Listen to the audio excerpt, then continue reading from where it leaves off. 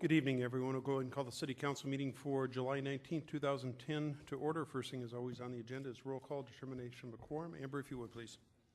Peterson? Weifenbach? Davis? Hadcock? Kroger? Costello? Here. Quaker? Waugh?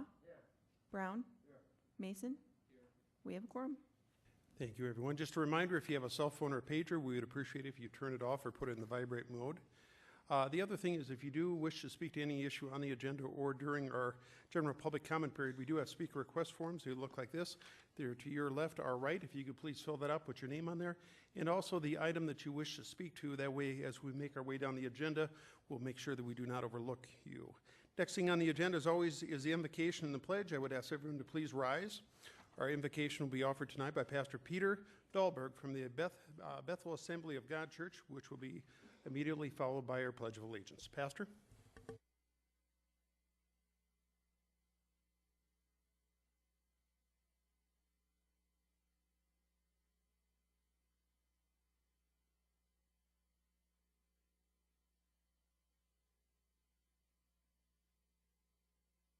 Prayer has played an important part in my life.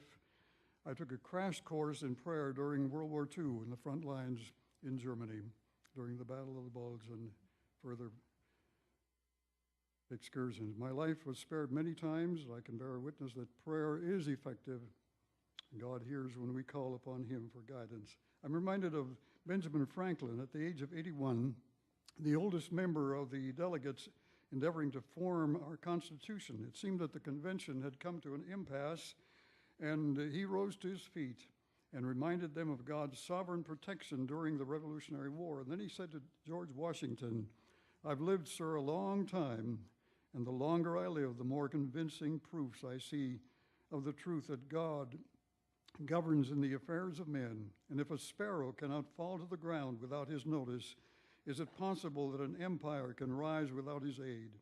He went on further to encourage them to earnestly pray. And for the next 3 days, our founding fathers fasted and prayed, and when the convention reconvened, the spirit of contention was replaced by a spirit of reconciliation, and as a result, our Constitution was formed. We're grateful for our land. Let's bow together as we pray. Heavenly Father, we thank you for the rich heritage we have in America. We thank you for our founding fathers who honored you in seeking your face. We need you today, Lord. We thank you that we can call upon your name and invite your presence in this meeting tonight. Grant to the mayor, to the council members, the wisdom and guidance that is needed for each decision.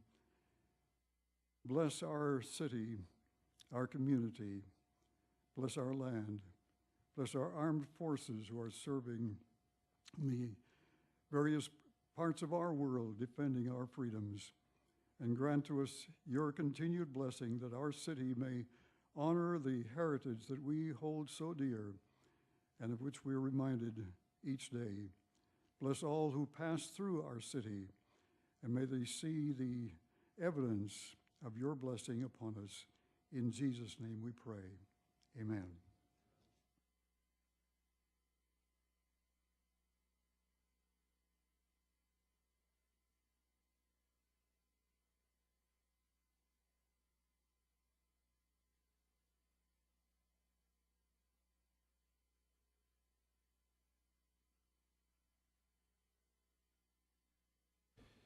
Thank you, everyone. Thank you, Pastor. Appreciate it. Next thing on the agenda, as always, is the adoption of the agenda. I do have a couple notes here. We need to add an item 82A, which is to authorize the mayor and the finance officer to sign a waiver of right to protest, and to move item number 52 to immediately follow item number 83. Any additional items we need to add to the agenda? Let's go to Alderwoman Deb Hadcock. Just information on the firefighter combat challenge from me and Mr. Multivern, if we could, Chief Multivern.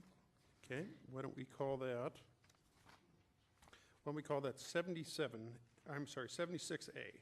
And one more, Mr. Hanks, if we could talk about executive session discussion on moving that into a different area. We can discuss it at that time, but it's executive session discussion, Did you want that as under Alderman items, or do you want to hold that at the end?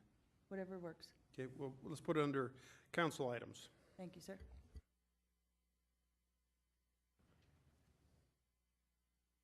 Any additional items to be placed on the agenda? Any additional items? Do not see any additional lights. The chair would look for a motion to approve the agenda as amended, and the amendment would be to include an 82A and to move item number 52 to immediately follow number 83 and to add items 76A and 76B. We have a motion and second. Any discussion on that motion? Any discussion? Seeing none, all those in favor signify by saying aye. Opposed, motion passes. We're on to the approval of the minutes. Chair would look for a motion to approve the June 28th, 2010, the June 30th, 2010, and the July 6th, 2010, and those are all council meetings, and the July 14th, 2010 special council meeting, and the 2006, 2010 regular council meeting. We have a motion and a second for approval. Any discussion on that motion? Any discussion? Seeing none, all those in favor signify by saying aye. Opposed, motion passes. Thank you, everyone. I would ask our Veteran of the Month if you could come, please join me at the podium.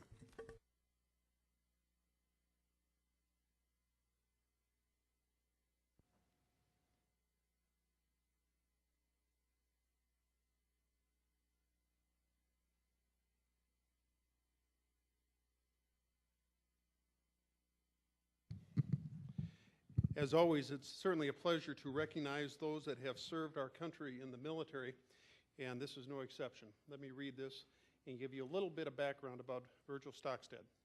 And of course, this is our June 2010 Veteran of the Month. Last month he was unable to join us, so we are going to honor him this month. It says, in partnership with the Veterans Coordination Commission, we're pleased to present the June 2010 Veteran of the Month recognition to Virgil Stockstead. After graduating from high school, he joined the United States Navy in February of 1967 and retired after 26 years in the service. He joined the Navy and was assigned to Naval Aviation, which had a variety of aircraft and helicopters. He served in just about every position possible, from including aircraft mechanic, aircraft inspector, supervisor at the workforce division, department levels, and maintenance and production control.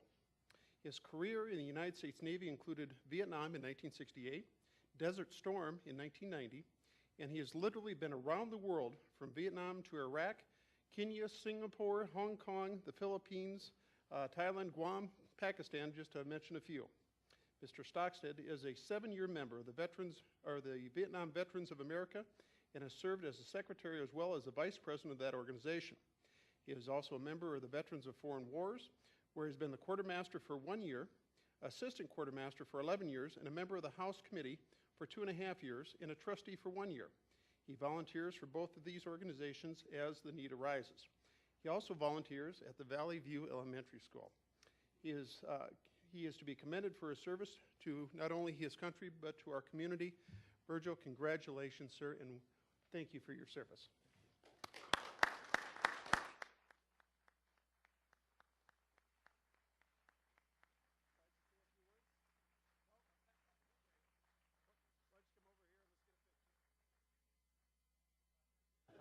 You already said no.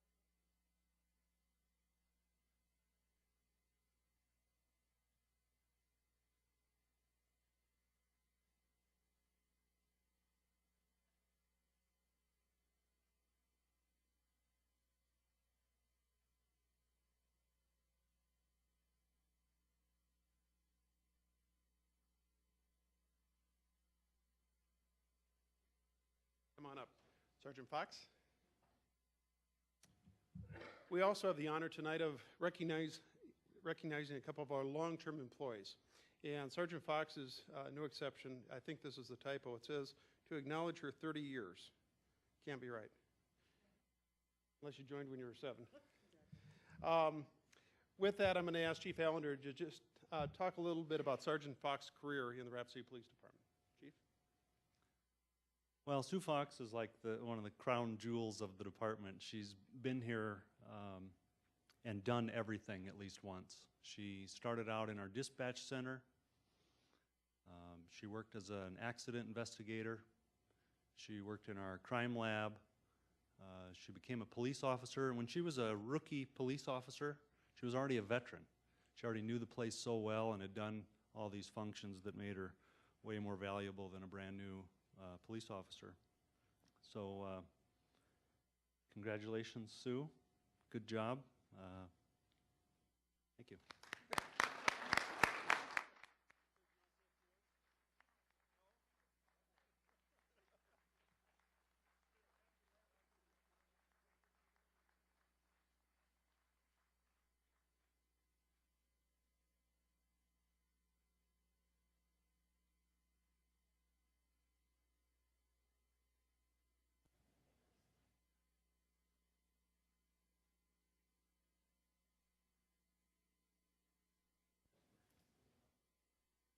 Lon, why don't you go ahead and come up? Gary, why don't you go ahead and come up also?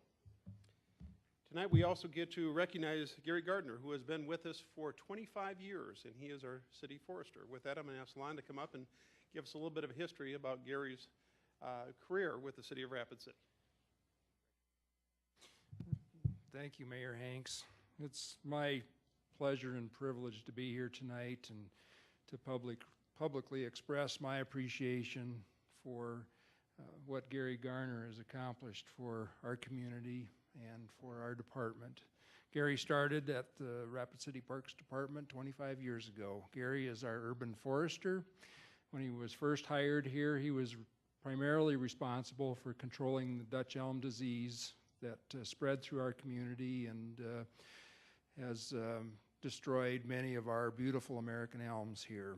But what was really important to me by Gary being at the department was that Gary was very happy to run our operations on a day-to-day basis. He was, you know, my right-hand man. He went down to the shop, laid out all the work duties for all our employees, did all the hiring of all of our seasonal employees, and took a tremendous amount of effort to do this because we have nearly 60 seasonal employees that work at the Parks Department every summer, and trying to keep track of those is a monumental job for sure. But again, I just want to publicly thank Gary for your contributions, and this community should be proud of your accomplishments and your assistance to our department. Thank you very much, Gary.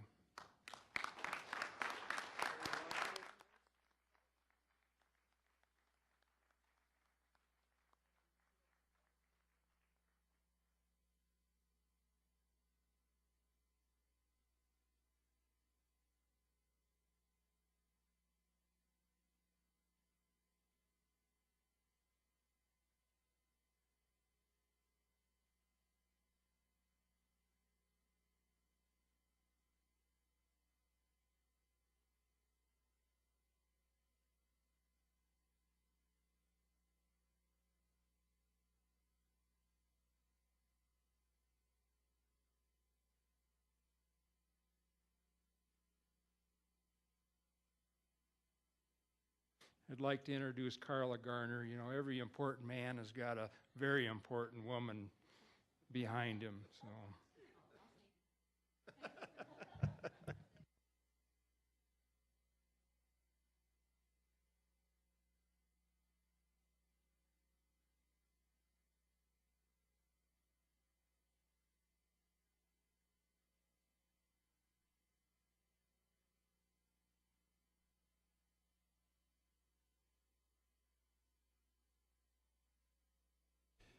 Thank you, everyone, for those moments so we could honor some longstanding employees of the city of Rapid City and also our Veteran of the Month. Next, we have a general public comment period. This is time for members of the public to discuss or express concerns to the council on any issue not on the agenda. Action will not be taken at tonight's meeting on any issue not on the agenda, except by placement on the agenda by the unanimous vote of the council members present. I do have two speaker request forms. The first one is from Carl Holleman, SC 72 Hillcrest Drive. Now, Mr. Holman, just so you know, we do time this period. This is 3 minutes, so if you would go ahead and come up to the podium there. And once you start talking, if you please identify yourself, and then the floor is yours, sirs. My name is Carl Holloman. I wanted to speak about the volume levels of the Hills Alive concert this year, and over the last several years, it's kind of become an annoyance to some of the people living downtown. And I also want to express that I'm not against the festival or anything, as some people have misconstrued what I've been speaking about before, that I'm against having the festival, and I think it's a wonderful thing. I just think that the volume needs to come down a little bit, because I have a hard time getting my 3-year-old to sleep because I can hear the music inside my house with the windows and the doors closed. And my neighbor has commented that her windows rattle from the music and she can't even hear her own television. And I just like to hope that maybe the volume goes down a little bit next year and from now on. Thank you. Thank you, Carol. Did you get an email that I had sent you? Yes, I did Okay. get the email from Very you. good. Thank Just you very much. You bet. For the council's information, we did receive a couple complaints. I did talk with Kathy Cook on Sunday about noon, and my understanding, and at least the number of complaints we got on Sunday night was dramatically decreased. So I think they dialed back the volume a little bit, and we'll make sure that we deal with that going into next year's Hills Alive. Thank you, Carl. I appreciate you coming down. We also have a speaker request form from Peyo Harris.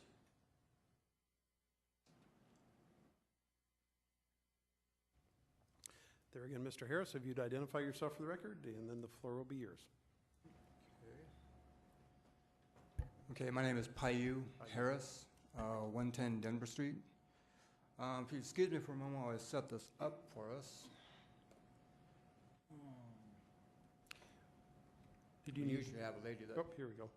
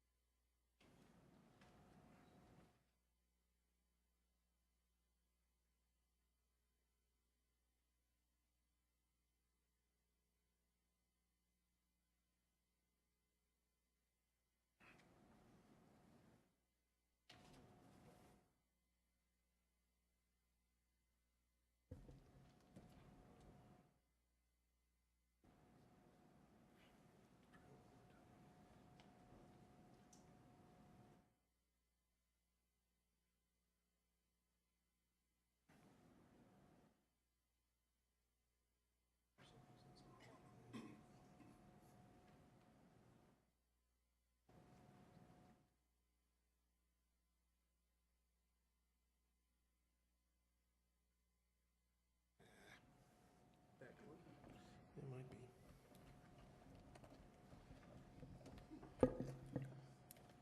Try that one.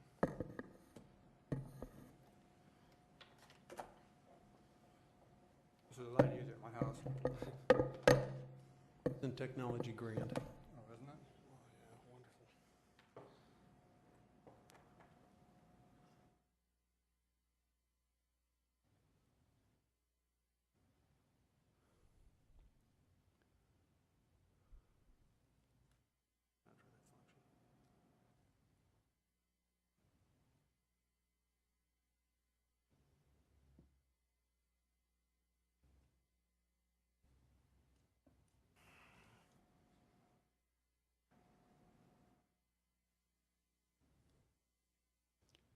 Where are you getting it there? Or?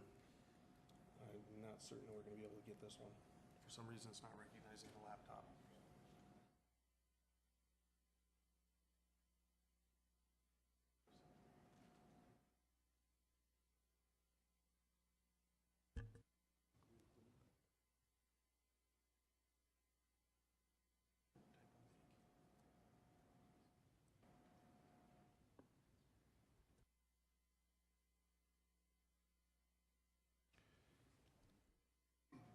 Mr. Harris, I assume that the presentation is important?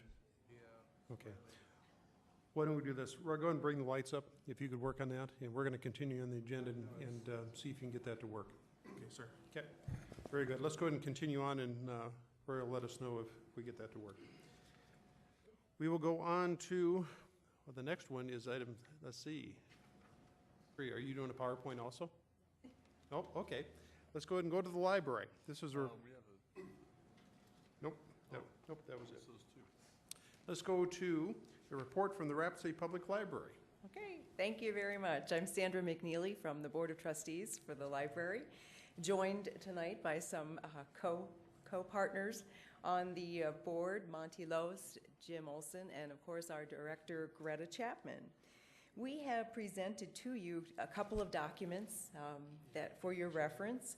And first and foremost, we appreciate the opportunity to provide this brief update to you of the activities of the library, and certainly appreciate your continued support to making sure Rapid City provides the utmost in services through the library.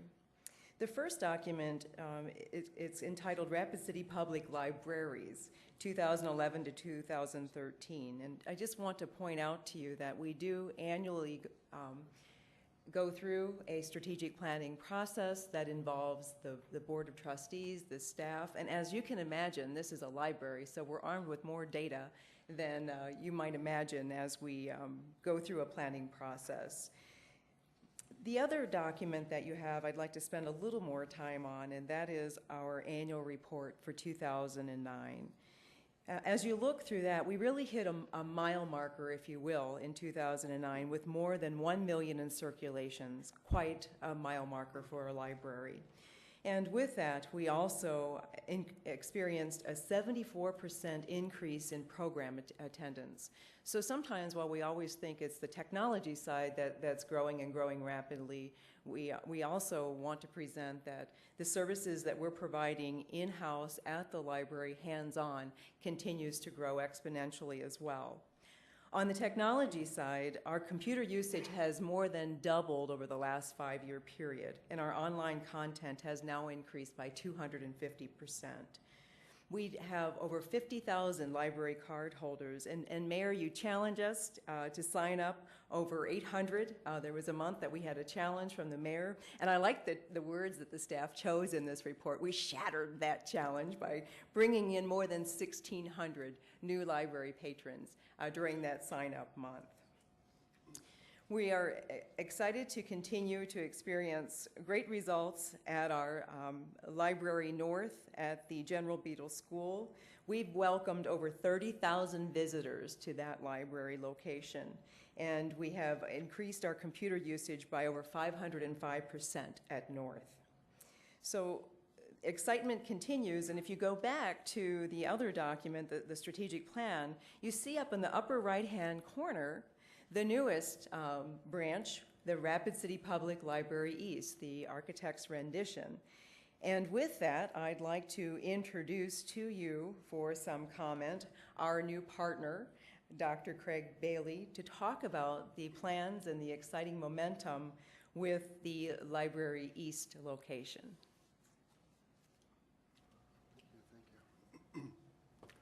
Evening, Mayor Hanks, members of the council. It's great to be here tonight with you.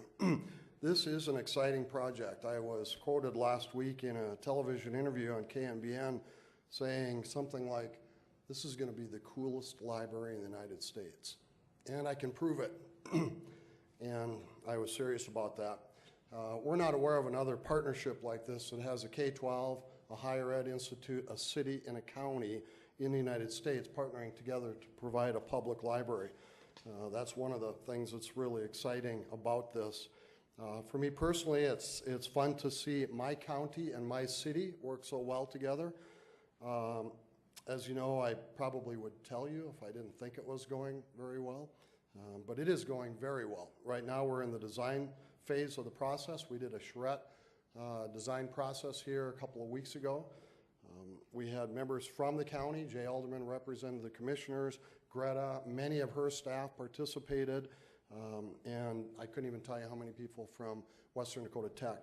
We've done one community information night that went very well, and the Journal did a great job talking about that also. Try to keep this somewhat brief. The library schedule will open in the fall of 2012. We're going to go from 30 seats to 230 seats.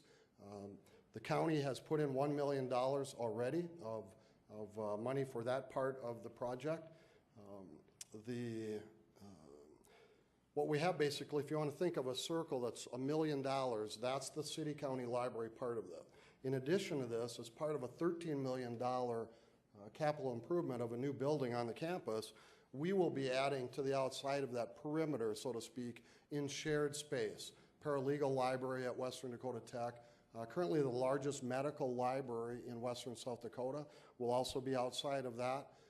We have a paralegal program that will share some space right outside of that, as well as a proposed library technician program that will be part of Western Dakota Tech's offerings at least by the fall of 2012. So this project is going very well at this point. The design will be complete sometime, probably expected to be bidding for building by February. And I could go on and on. If I take a breath, I could go for another hour, but maybe this is a good point to stand for questions or sit down. Thank you. Thanks. Anything else? Sandra, do you have anything else to add? Or? No, just again, thank you. It takes a lot of people working together to make this happen, and we genuinely appreciate all of your deliberations, support of the library system here in Rapid City. Thank you so much. If you have questions, Greta's here. I don't see any lights. Very good. Thank you so much for the presentation. With that, we'll go ahead and see if we can get Mr. Harris up and going here.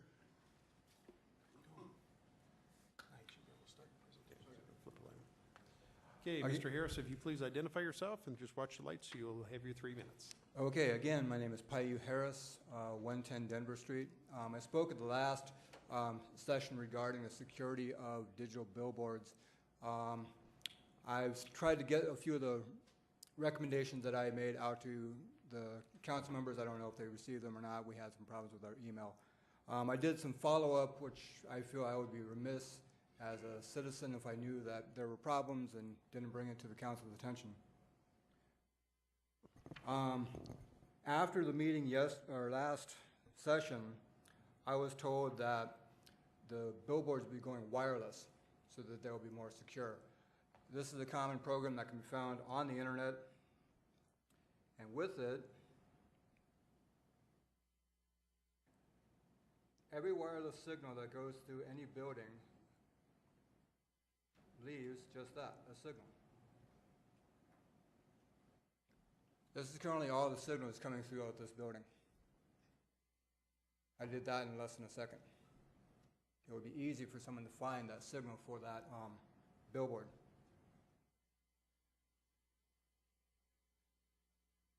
In fact, here in Russia, exactly what I was afraid of has happened.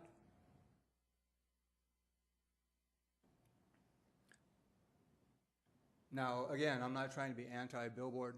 I'm just, again, trying to bring it to the council's, attention that there is a issue here that I do think needs to be addressed at some point somehow.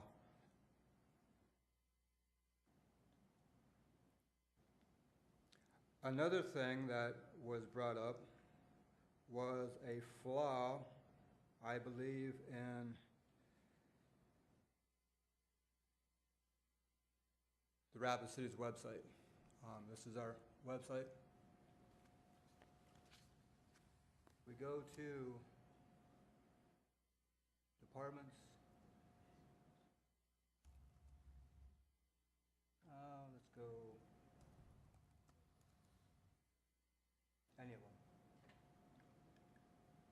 There's a script that was originally meant as a joke. However,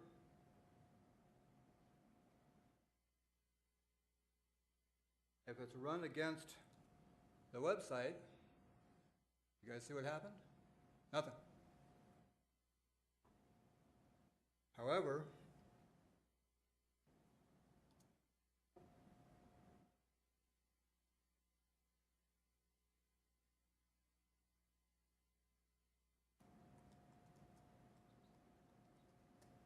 Now, at this point, the website is not being bothered.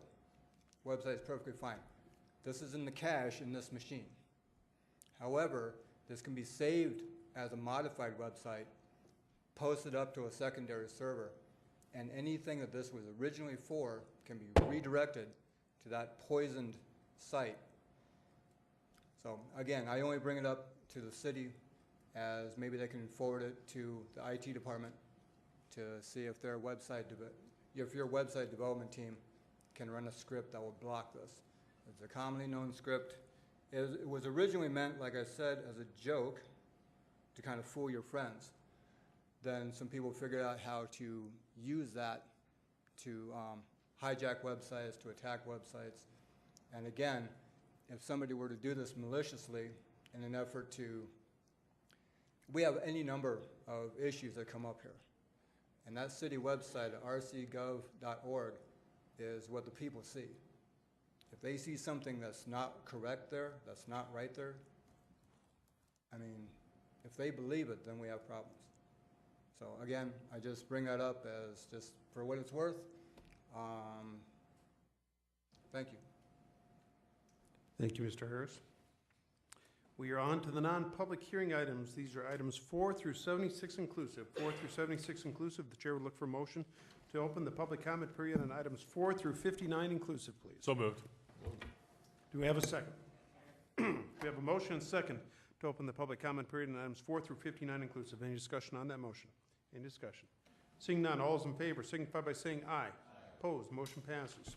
We do have one speaker request form on item number 52 from Mr. Hanny Shaffey. You know what, Hanny, if I'm not mistaken, we are going to move item number 52 to follow item number 83. So what we'll do is we'll pick that up during the public comment period closer to that, if that's all right. Okay, very good. I actually don't need to even speak, Mr. Mayor. I just wanted to ask for that motion so Ms. Alkins could address the comments. Thank you. Okay, very good. Okay, I do not have any additional speaker request forms on any items 4 through 59 inclusive. Chair would look for a motion to close the public comment period. We have a motion and a second. Any discussion on that motion? Any discussion? Seeing none. All those in favor signify by saying aye. Opposed, motion passes. We're on to the consent calendar, items 4 through 49 inclusive. 4 through 49 inclusive. Does anyone wish to have any of these items pulled from the consent calendar? There again, we're dealing with items 4 through 49. Let's go to Jason Green, City Attorney. Item 28, please. 28, thank you. Let's go to Alderman Jordan Mason. Item number 9 on the executive session, or if we've already actually pulled that with Alderwoman Hadcock. No, this Okay. is actually a different item. Yes, thank you. Okay, so item number 9. So far, we're going to pull item number 9 and item number 28. Any additional items that need to be pulled from the consent calendar? If not, the chair will look for a motion to approve the consent calendar, item 4 through 49 inclusive, with the exception of items 9 and 28. Thank you. I have a motion and a second. Any discussion on that motion? Any discussion? Seeing none, all those in favor signify by saying aye. Opposed, motion passes. We're on to item number 9, and I will ask our new chairman of our Public Works Committee, Alderman Sam Quaker, to read that in.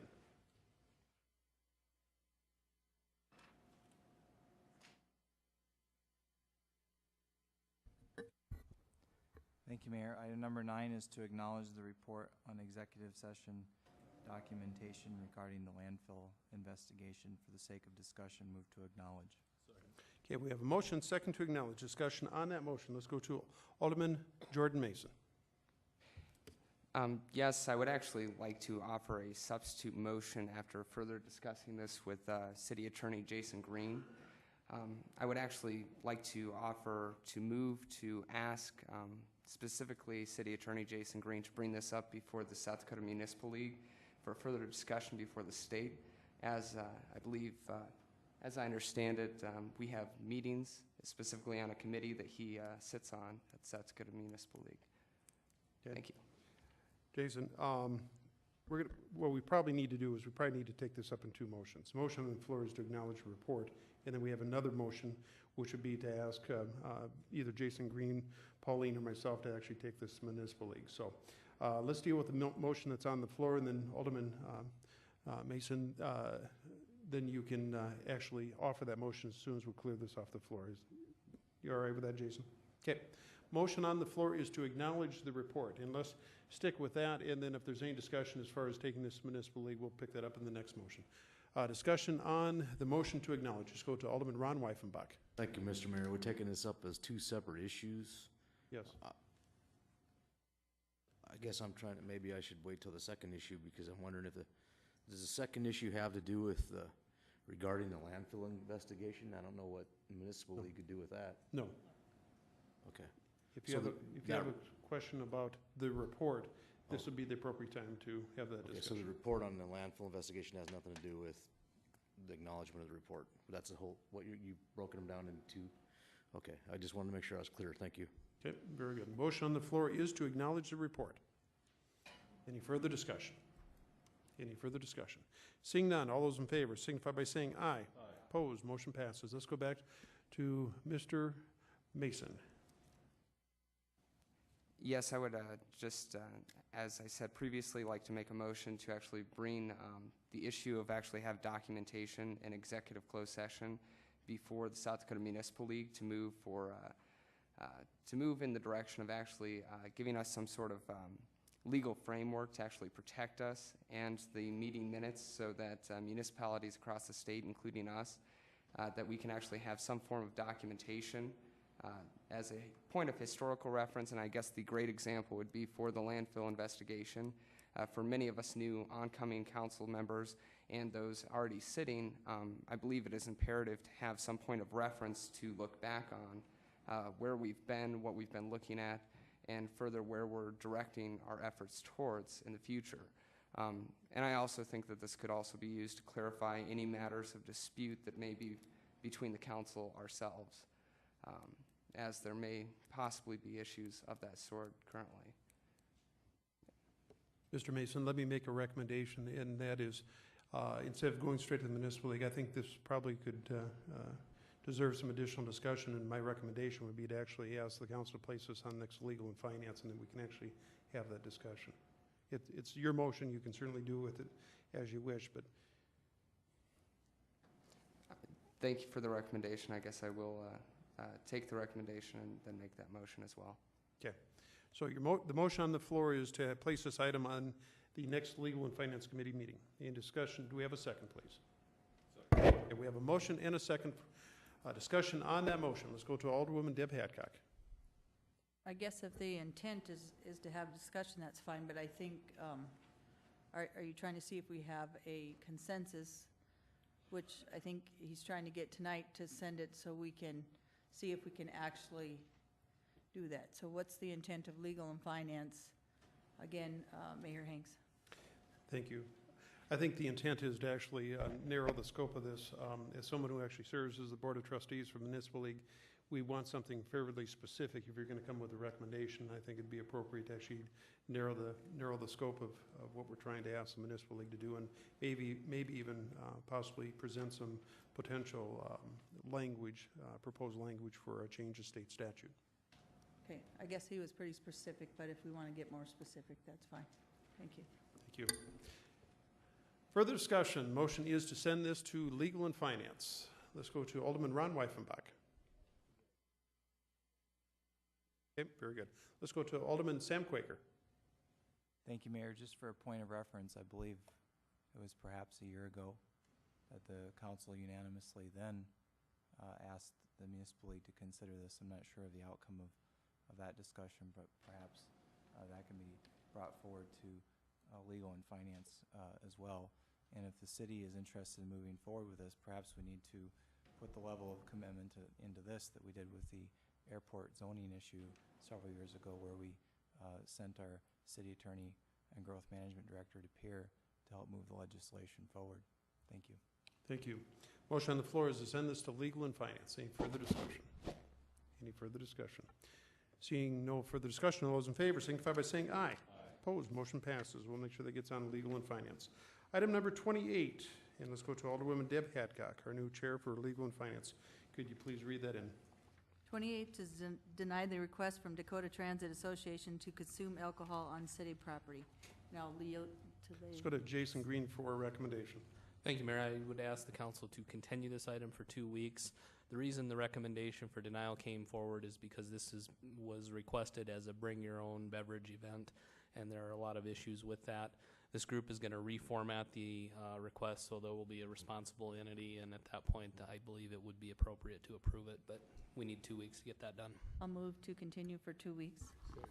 Okay, we have a motion, second to continue this to 2 weeks to the next city council meeting. Any discussion on that motion? Any discussion? Seeing none, all those in favor signify by saying aye. Opposed, motion passes. That does take us through the consent items, items 4 through 49. We're on to the continued consent calendar. These are items 52 through 59 inclusive. 50 through 59 inclusive. Chair would ask if, Marcia, do we have any of these pulled? Now, we have moved item number 52 already. Okay, how about from the rest of the city council? We are dealing with the continued consent calendar, items 50 through 59. Now, the chair would look for a motion to approve the continued consent items, items 50 through 59, with the exception of item number 52, which has been moved to follow item number 83. Okay, so we have a motion and a second for approval per recommendations on the printed agenda. Any discussion on that motion? Any discussion? Seeing none, all those in favor signify by saying aye. Opposed, motion passes. That does take us to the end of the continued consent items. We're on to the non-consent items, items 60 through 76. Items 60 through 76 inclusive. Chair would look for a motion to open the public comment period on items 60 through 76 inclusive. We have a motion and a second. Any discussion on that motion? Any discussion? Seeing none, all those in favor signify by saying aye. Opposed, motion passes. We are in our public comment period. I do have one speaker request form. This is for Mr. Shaffey on item number 68. There again, Mr. Shaffey, please identify yourself. Does this go with all the other items? Yes, sir. Thank you. My I'll name tell is you Hani what- Shafi. Okay. Why don't we do this, Mr. Shaffey? We have a public comment period on items 77 through 94. We'll allow you to speak to items 52, 68, and all those at one time. Thank you. Okay, very good.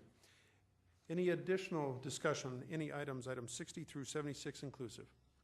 If not, the chair will look for a motion to close the public comment period, items 60 through 76. We have a motion and a second. Any discussion on that motion? Any discussion? Seeing none, all those in favor signify by saying aye. Opposed, motion passes. Item number 60, Alderwoman Hadcock, could you please read that in for us, please? Thank you. Number 60 is first reading of ordinance number 5633, an ordinance changing classification of users of untreated irrigation water from irrigation users to commercial users by amending section 13.04.005 of the Rapid City Municipal Code. And I move approval. We have a motion second for approval. We're dealing with first reading of ordinance number 5633. Any discussion on that motion? Any discussion? Seeing none, all those in favor signify by saying aye. Opposed, motion passes. Item 61, please.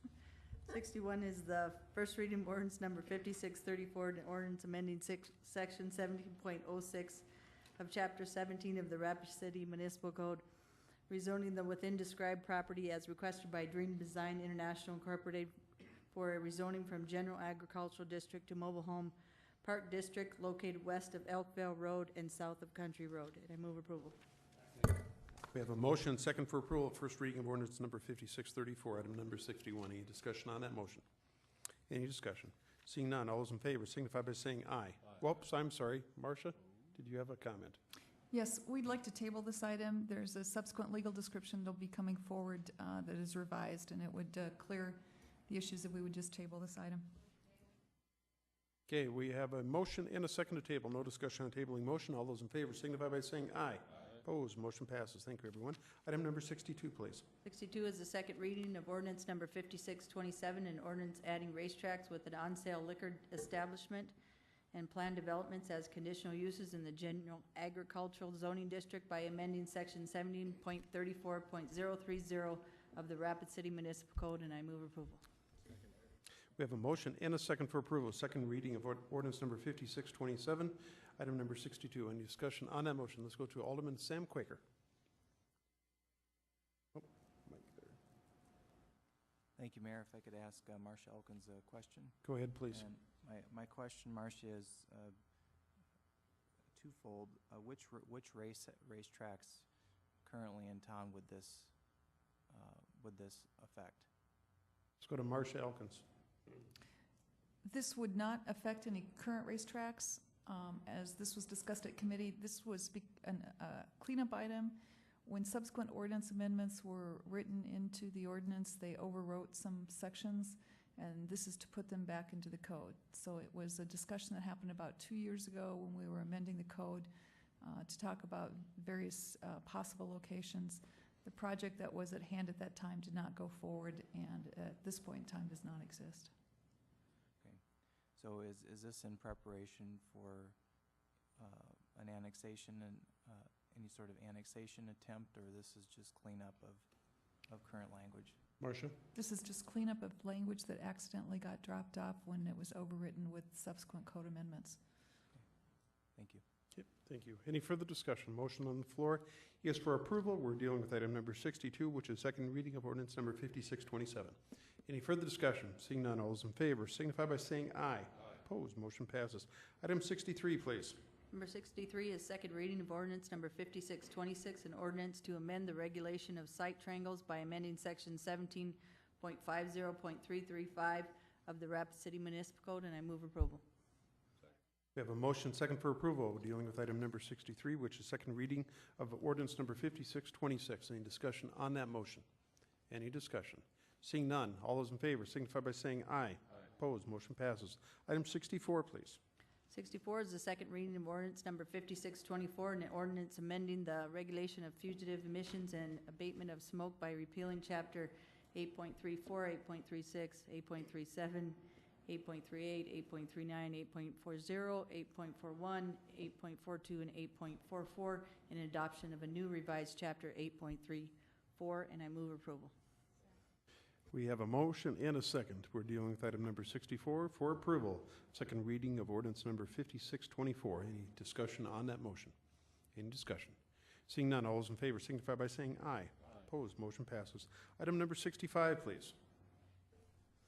65 is the authorization of mayor and finance officers to sign State of South Dakota consultant contract letter of agreement for consultant services, January 3rd through the 14th, 2011. Move approval. We have a motion and a second for approval. Discussion on the motion. Let's go to Jason Green, City Attorney. Thank you, Mr. Mayor. In the packet, there are hard copies of the contracts that were linked to the agenda item, along with a cover memo from me. Items 65, 66, and 67 are all substantially the same. They're just contracts for different dates. My recommendation is for approval of all three items with the two changes that I've noted on that cover memo to paragraphs, I believe it's 5 and 6, to make clear that we don't have an obligation to defend and indemnify the state since we're doing them a favor in this case. Yep, very good. Let's go to Alderman Sam Quaker.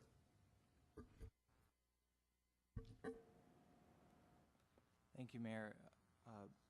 I'd just like to note that items 65, 66, and 67 are not linked, so if we could just post this to the agenda for reference for people who'd like to access it. Thank you. Thank you. We'll make sure that happens. Okay, with that, let's go back to Alderwoman Deb Hadcock. Mayor, can we do 65, 66, and 67 in one motion, sir? That you can, as long as you acknowledge approval as per the recommendation of the city attorneys dealing with items, paragraphs number 5 and 6. As you said. Okay. And move approval. Do we have a second, please? We have a motion and a second to approve items number 65, 66, and 67 per the recommendation from our city attorney, amending paragraphs 5 and 6 of all three. Any discussion on that motion? Any discussion? Seeing none, all those in favor signify by saying aye. Opposed, motion passes. Let's go to Public Work Committee items, item number 68, and Alderman Sam Quaker.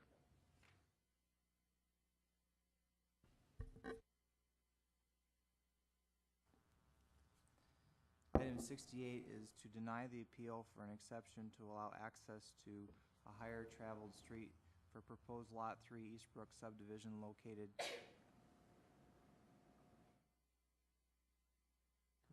Where is this generally located? This is Omaha and La Crosse. Yes, that is correct. For the sake of discussion, I'm going to offer a motion to allow the exception. Okay, do we have a second? Okay, we have a motion and a second to allow the exception. Discussion on that motion. Let's go to, Marcia, do you want to give us an update real quick, and then we'll go to council members? Certainly, as was requested at the last council meeting, staff met with Mr. Shafi representing the applicant, and we came to agreement on a number of issues that were outstanding. We talked about late in the agenda. One of those had to do with where the access points would be located. Mr. Shafi is revising the plat to show non-access easements at the corners, and we've agreed to discuss the location of actual access onto various streets at the time development is proposed. So he's in compliance with the plat issues that we'll be talking about later on the related items, and he's agreed that this item could be tabled at his request because we've come to an agreement on it as requested by the council. Okay, we have a motion and a second to table. There's no discussion on tabling motions. All those in favor signify by saying aye. Opposed, motion passes. Now, we will be bringing related issues up on items 83 and 84, correct? Okay, very good. Let's go to item number 69, please. Item 69 is to acknowledge the report on Cabela's land transfer. Yield to the floor. Could we have a motion, please? I'll move to acknowledge. We have a motion and a second to acknowledge. Any discussion on that motion? Let's go to Alderman Sam Quaker. Thank you, Mayor. I realize that this has been on our agenda for a while, but I think as we'll soon find out as we move into the budget process that dollars are tight and it counts. This counts, and I think that what I would like to understand is how, if somebody could walk me through on how it could have taken 2.5 years to transfer the property. And I realize that the platting off of the VIC, and that was discussed in early to mid 2007, long before the public vote in September. And so I'm just trying to understand how it could have taken this long to have transferred the property. And if someone could help me. Sure. I can do that. Let's walk through this real quick. Back in 2006, the City Council at the time had put together and approved an incentive package for Cabela's. That was actually approved, and it was actually referred to a vote, as Alderman Quaker referred to, in September of 2007. The vote did pass. The incentive package was adopted. The voters accepted that. And so the original proposal, as is, was adopted. I will tell you that immediately after that vote, as mayor, I had some very great concerns, and this was, I think, within 3 weeks of me becoming mayor, because I remember one of the very first things I dealt with was the fact that this was actually referred to a vote.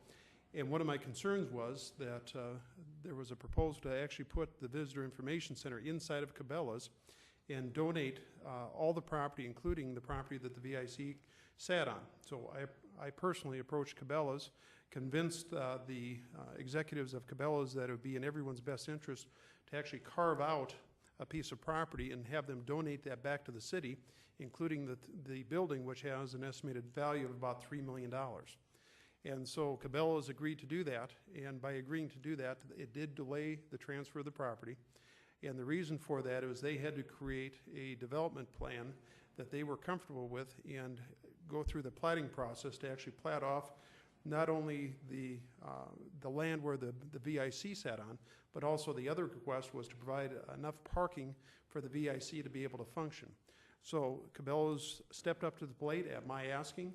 They were very good corporate citizens. They turned around, they platted the property off, and they, in essence, handed back to us about a $4 million building and land that we continue to use as a VIC. And so the reason that it wasn't transferred immediately was, quite honestly, at my request to try and get that VIC building back. So I appreciate Alderman Quaker's concern about the property taxes, but I will tell you, I think the city of Rapid City came out well on the plus side of that equation, considering that we were able to retain almost $4 million worth of real estate, and including not having to transfer our VIC into Cabela's into a private retailer, which I had some real concerns with. With that, if there's any additional questions, I would be happy to answer those. With that, let's go to Alderwoman Deb Hadcock.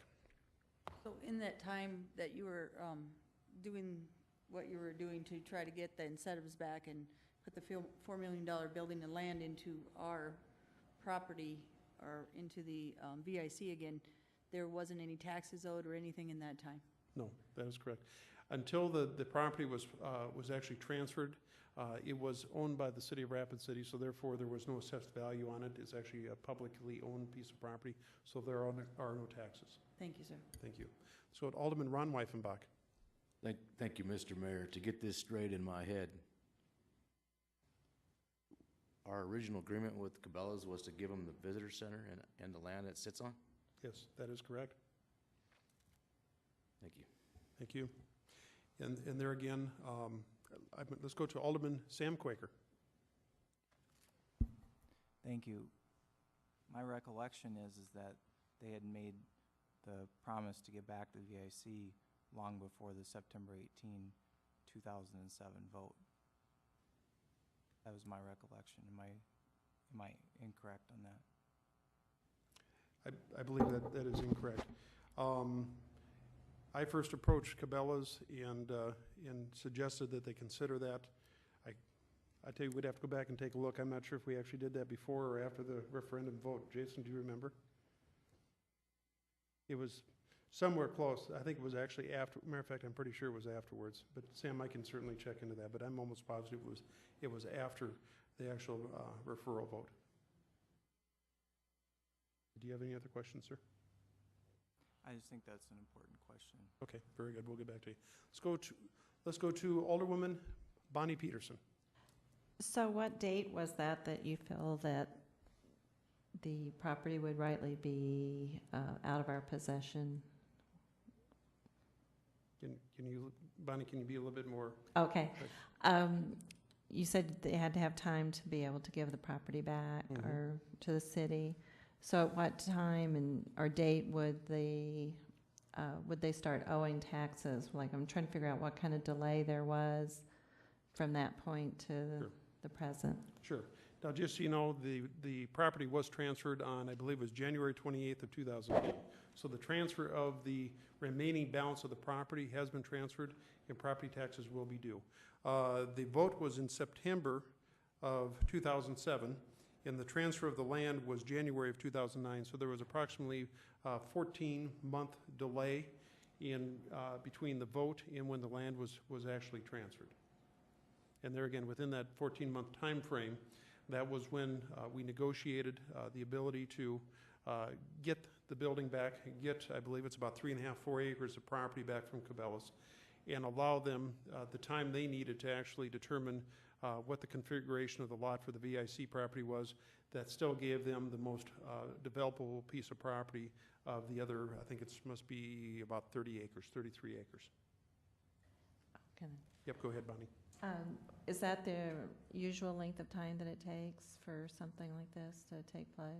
Not necessarily, no, but typically, depending on the process.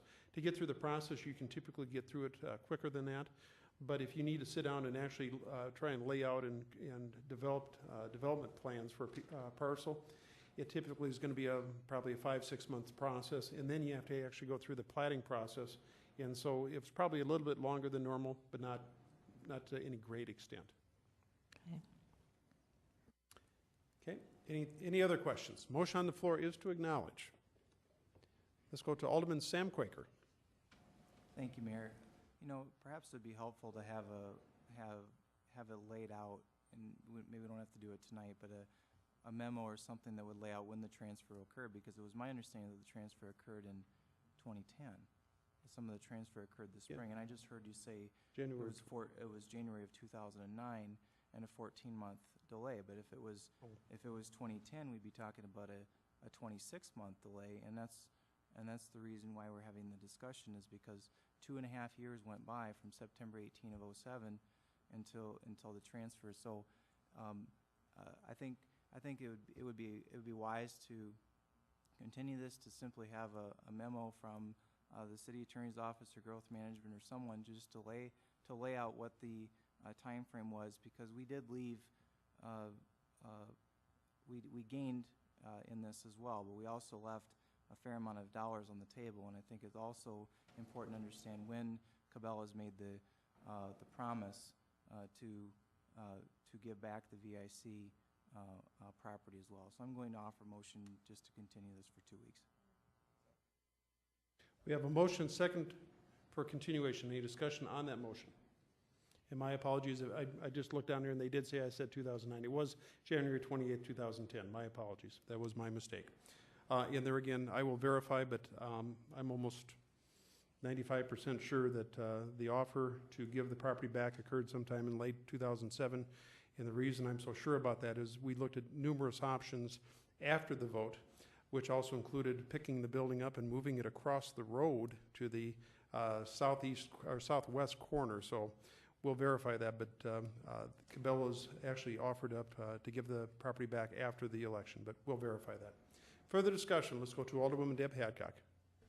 I guess the main thing I was thinking is we were talking about the taxes and what we were losing out for the taxpayers, then we went to the significance of the amount of time. So where are we at here? We're looking for what in this continuance? We're just looking at a laid out timeline for what? Does it help?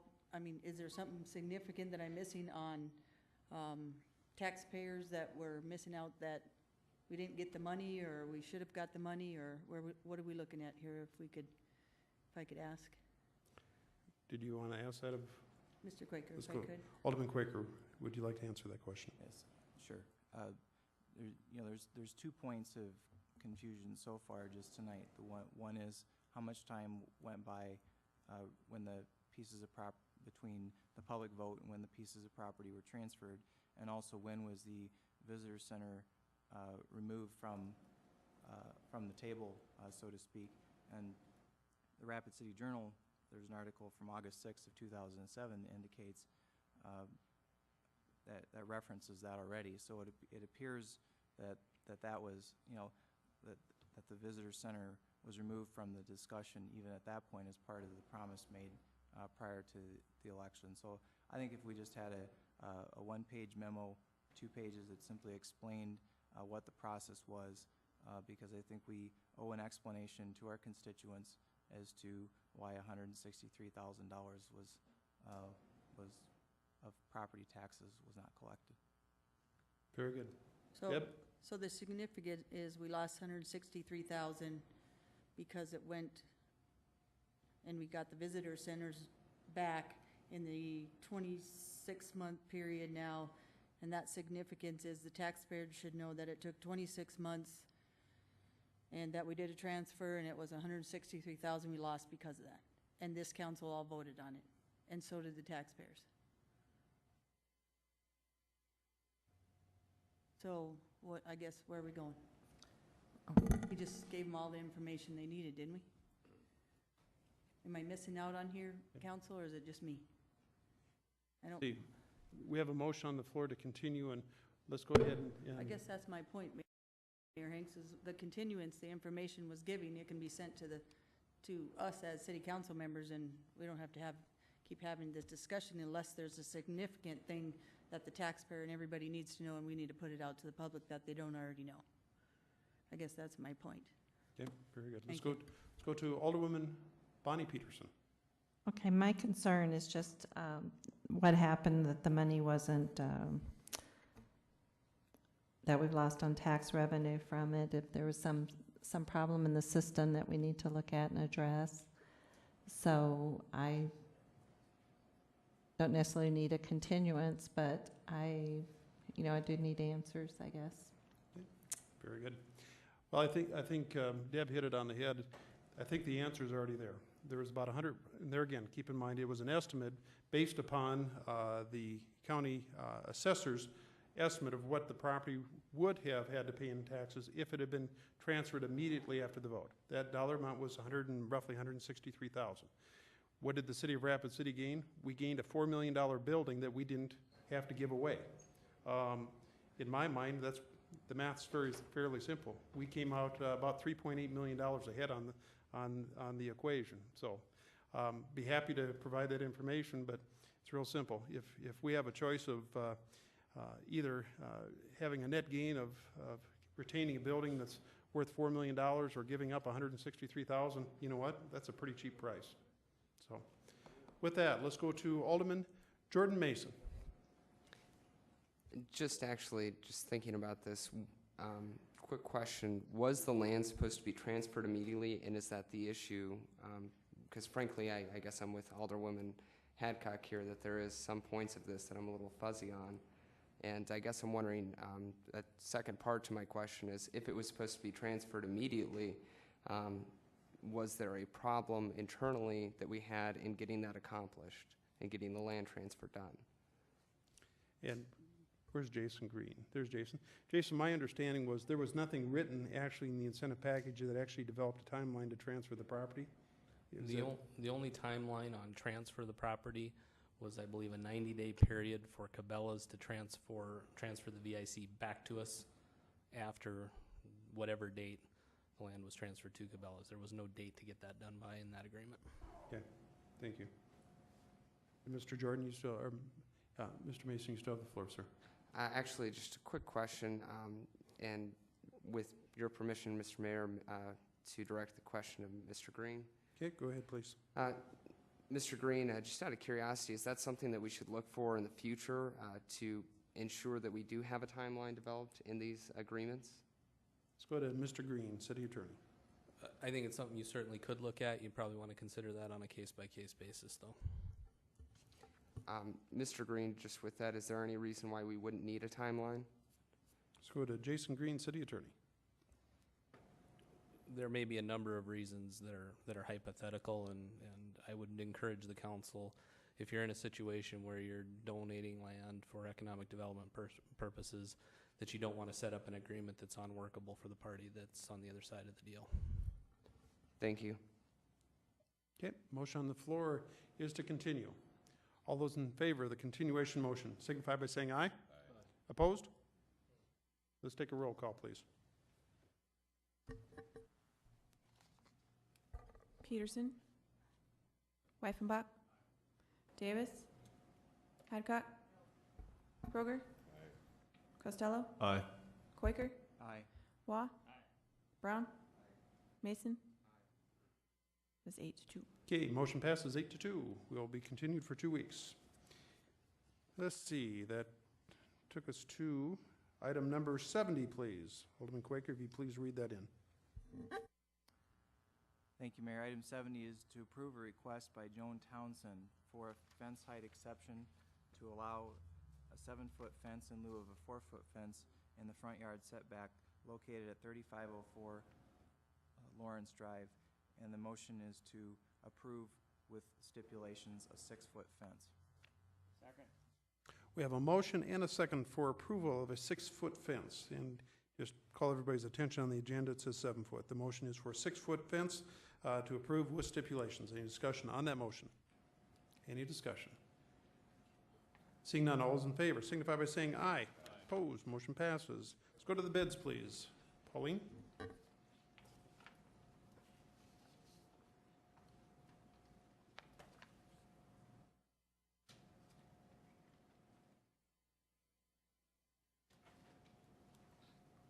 Thank you, Mr. Mayor. On July 6th, we opened bids on a new MedTech ambulance.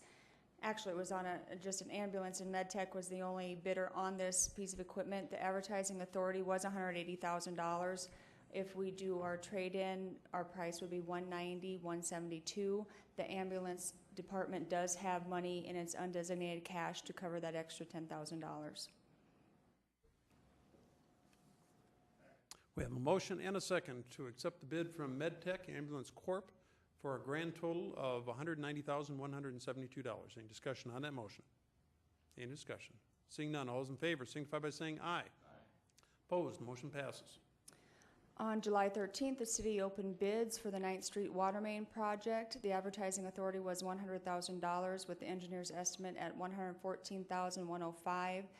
There were 4 bidders on this, and the recommendation is to award the bid to Highmark Inc. And the actual bid, after we recalculated their additions, was $84,816.26. We have a motion and second for awarding the bid to Highmark Inc. for a grand total of $84,816.26. Any discussion on that motion? Any discussion? Seeing none. All those in favor signify by saying aye. Aye. Opposed? Motion passes. On July 13th, we also opened bids for the St. Patrick Street sidewalk repairs and ADA upgrades. Advertising authority was $35,000. Engineer's estimate was $57,597. We had 3 bidders on this project, with the low bid being Brewer Construction at $36,108.60, and that is the recommendation. We have a motion and a second to, whoops, you just buried my paper. Thank you. To award the bid to Brewer Construction for a grand total of $36,108.60. Any discussion on that motion? Any discussion? Seeing none, all those in favor signify by saying aye. Opposed? Motion passes. Pauline?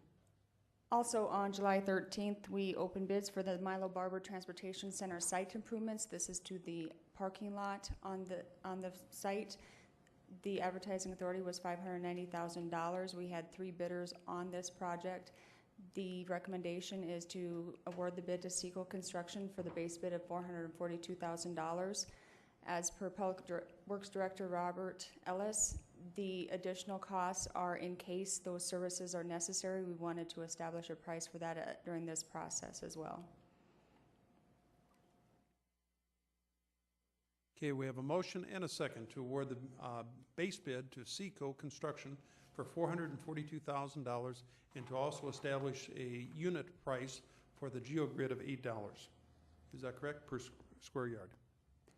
And also the base courses and the unclassified excavation. Okay, and the base course of 22, and you got me cut off on there. It's the unclassified excavation dig out. Very good, for $6 per unit, per yard. Very good. Everyone clear on the motion?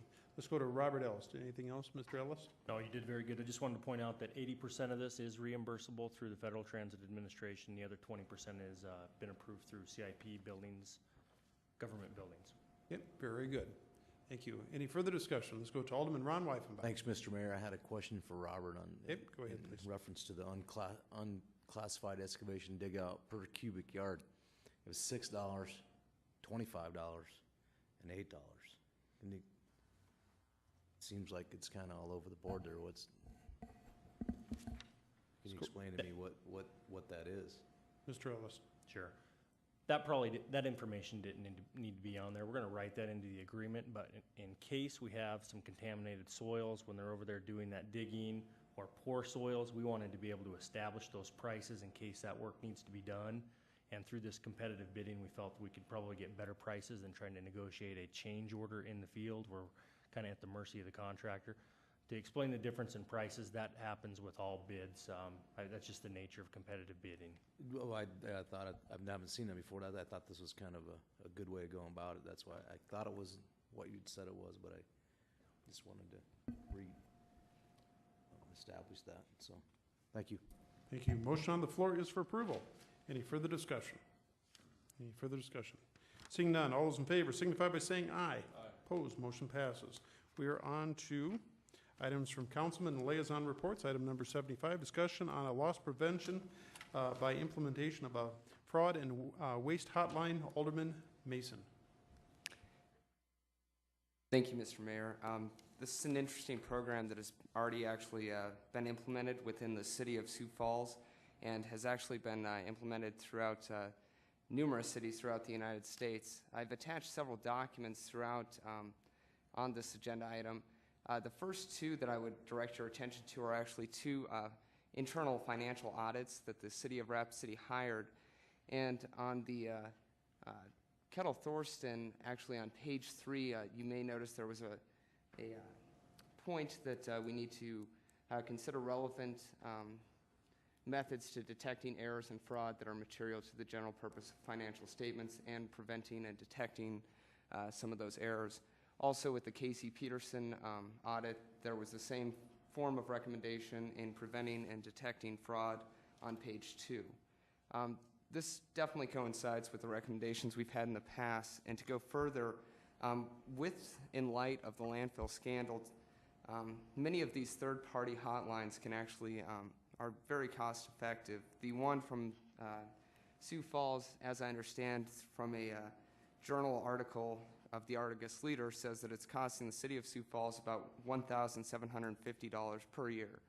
This allows for a third-party service to give us reports instead of having these allegations or any sort of idea of wrongdoing go through the council or any department head, we get a report that is anonymous, keeps any sort of personalities or conflicts of interest out of the equation, and we can move forward in an objective, systematic way to handle these issues.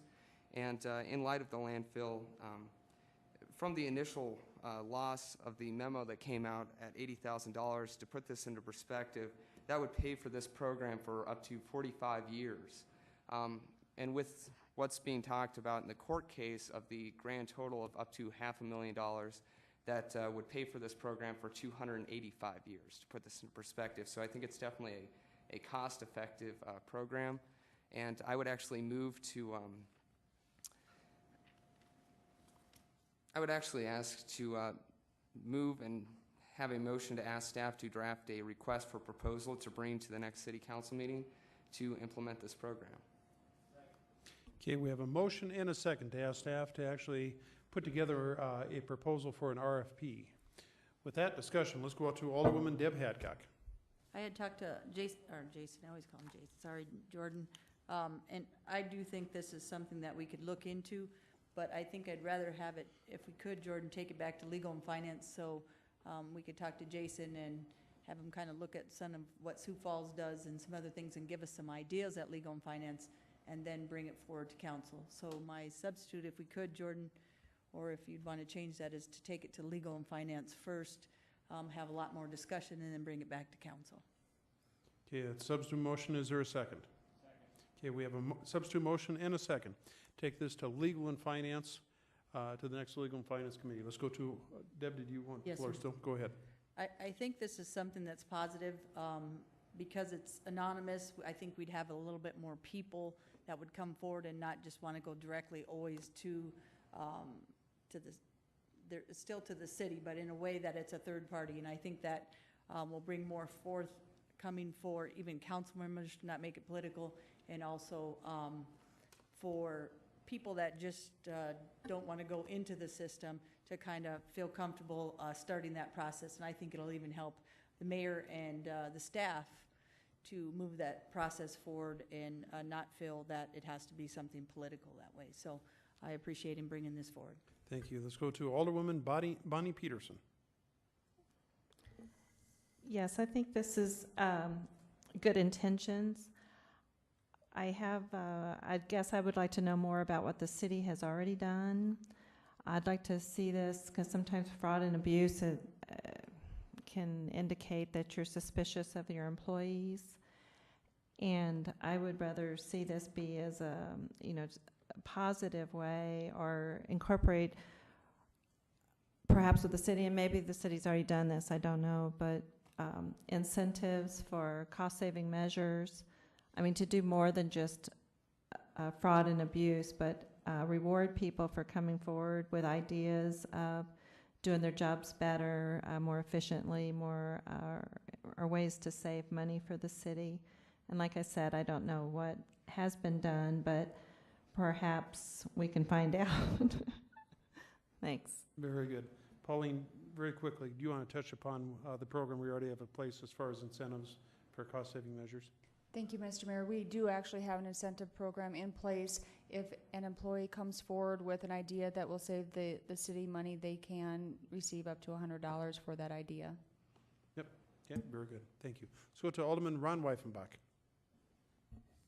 Thank you, Mr. Mayor, and thank Alderman Mason for bringing this forward. I think that if had something like this been in place several years ago, it could have saved the taxpayers of Rapid City a lot of money. There's no doubt that in any business there's elements of suspicion that's just part of doing business.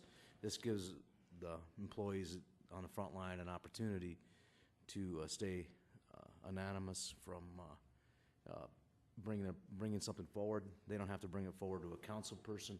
There's no killing the messenger involved in this situation. I think it's positive. I'd move forward with it tonight. I understand the reasoning for going to legal and finance. We could have a little more discussion about it. But I think it is a positive thing. It's a simple thing. And I appreciate Alderman Mason bringing it forward, and I think that we can move forward with this in a positive manner and save the taxpayers thousands of dollars in the future. Thank you. Thank you. Let's go to Alderman Jordan Mason. Thank you. I just wanted to comment on Alderwoman Peterson's comments. One of the other things is I in no way intend to show any sort of suspicion or anything currently, but I would also note that I also added in an attachment dealing with the Association of Certified Fraud Examiners in a 2004 report. I think it is notable that they have noted that a typical organization loses 6% of its annual revenues to fraud. Now, in comparison to the current municipal budget, that's out of $150 million of our current budget, that would be $9 million per year that we could potentially be losing. So I see this as something that we need to move forward on, and I just feel very strongly that this is a cost-effective way to try and prevent that loss. And I really welcome Alderman Weifenbach's comments that I also feel that this is just a good way to do business in general. Thank you. Motion is to take this to Legal and Finance. Any further discussion on that motion? Let's go to Alderman Bill Waugh. Thank you, Mayor. I'm not in a disagreement about this item. I would caution, and I'm glad we're taking it to Legal and Finance, because be careful what you ask for.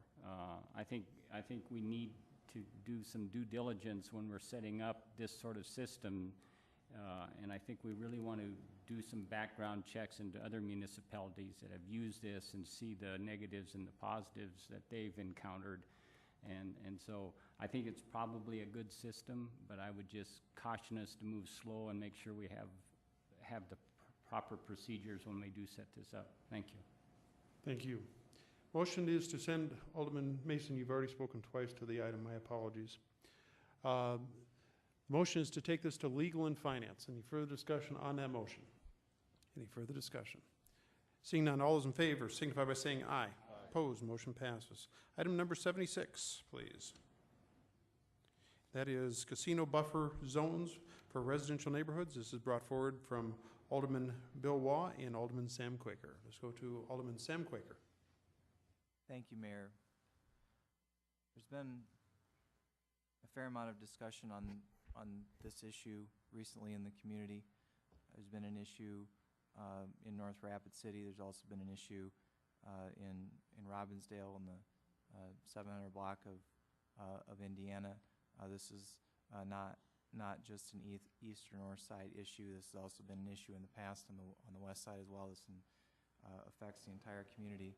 And the bottom line is that because of the way our ordinances are written, our ordinance says there shall be an appropriate buffer between casinos and residential neighborhoods, and the term appropriateness has not been defined, and it's putting the council in a very difficult position of basically having to litigate to determine what appropriateness is. I think that there should be a buffer of a defined footage. I'm going to suggest that we consider 250 or 500 feet at a minimum. I think Sioux Falls and other communities do more. I realize that we cannot direct the Planning Commission to bring forward a change, but I do think that the Planning Commission is a good place to have this discussion. I talked to Mr. Dominic the other day. I've also talked to several council members. I think that it makes sense to ask staff and the Planning Commission to consider a buffer zone, and I would offer a motion tonight just to draft probably a 250 or 500 foot buffer for residential neighborhoods and between casinos, but I think that we need to look at the other buffers as well, and I think that it would be too hasty for me to offer a motion just to add a buffer in for residential neighborhoods without looking at the other buffers. So for the sake of discussion tonight, I would like to offer a motion to move this discussion to the City Planning Commission and ask the Planning Commission and Growth Management to bring forward a buffer recommendation within 30 days. We have a motion and a second to send this Planning Commission, ask for a recommendation for buffer zones Any discussion on that motion? Let's go to Alderman Bill Waugh. Mr. Mayor, I think I have the right ordinance in front of me. I think the wording is sufficiently buffered. Is that correct? Could I direct that to Marcia? Let's go to Marcia Elkins. I think that is correct. Okay. I'm in favor of the motion. I think the Planning Commission can look at the overview of this whole matter, and I know we're in litigation currently, and I think it's something that we can work our way through and bring forward something that would affect not only this ordinances, but some of the other ones. So I'm in support of the ordinance, or the motion that's on the floor. Very good. Thank you. Let's go to Alderman Ron Weifenbach. Thank you, Mr. Mayor. I don't personally like casinos in residential neighborhoods, but understand the state of South Dakota has deemed the casinos to be moral and safe. If we move forward with this, which I think we need to look at the zoning of casinos. I think that the city of Rapid City has zoning requirements, general commercial, that require buffering elements that are actually legal, and if buildings or casinos or whatever they are required to be in specific zoning areas, then I think that you're applying the law across the board. We're not picking and choosing who we're going to enforce our ordinance on or make ordinances for particular businesses. I think this is one of the issues that runs amok in our city code and our city ordinance. When we start deeming things pertinent, we start making items sufficient, we have all these gray areas, and when we actually have zoning laws and ordinances that take care of all this stuff, if we just properly put them in their proper order. So I've had some conversation with Jason Green. I see that he's up to talk a little bit about this, but I wondered how appropriate it would be to actually put casinos in a general commercial zoning area, where then therefore you would have buffering from neighborhoods, and that would be applied for, basically uniformly across the board. I mean, if they knew that they were going to be a zone proper. So, Mr. Mayor, my question for Jason would be, in context to that, is that something that we can look at too as we bring this forward? Mr. Green. Thank you, Mr. Mayor. I think the council certainly could look at making casinos simply a permitted use in a zoning district. Whether you want to do that or not is a policy decision that's well within your province. If that's to be part of the consideration, I would recommend that be sent to the Planning Commission as well for their consideration. Since these would require amendments to the zoning ordinance, those have to originate with the Planning Commission. Along those lines, I would suggest that 30 days may not give the Planning Commission enough time to conduct the public hearings and give the consideration to this item it deserves. So I would recommend that you grant 60 days instead of 30, so there can be full and fair opportunity for public hearings on this as required by state statute. Thank you, Mr. Green. What my ultimate goal is to eliminate as much as possible the council being decision makers and more policy makers, and eliminate some of this use on review things, and so people know they know how to play the game when they come forward with their projects and those types of things. It makes it much smoother for everybody involved, the staff, the developers, the people, the council. So I'm not sure how we can put that in there. I just thought if we're going to move this forward, that should be part of the conversation, to look at how can we make a policy that fits. Thank you. Thank you. Let's go to Alderwoman Deb Hadcock. Keep in mind the motion on the floor is send this to the to the Planning Commission. Let's go to Alderwoman Deb Hadcock.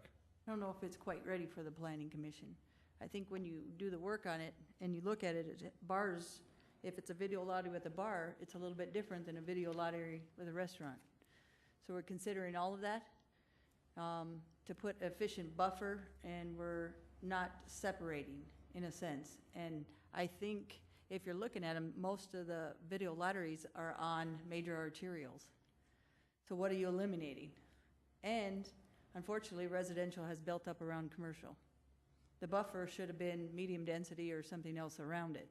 So not that I'm not in favor of putting buffers in the future, if that's where we're going, and grandfathering the ones in, but what kind of issues are we creating for the ones that have businesses that are doing well, and adding more instruction for growth management, which we are trying to tell her we want less, but then we add this to it.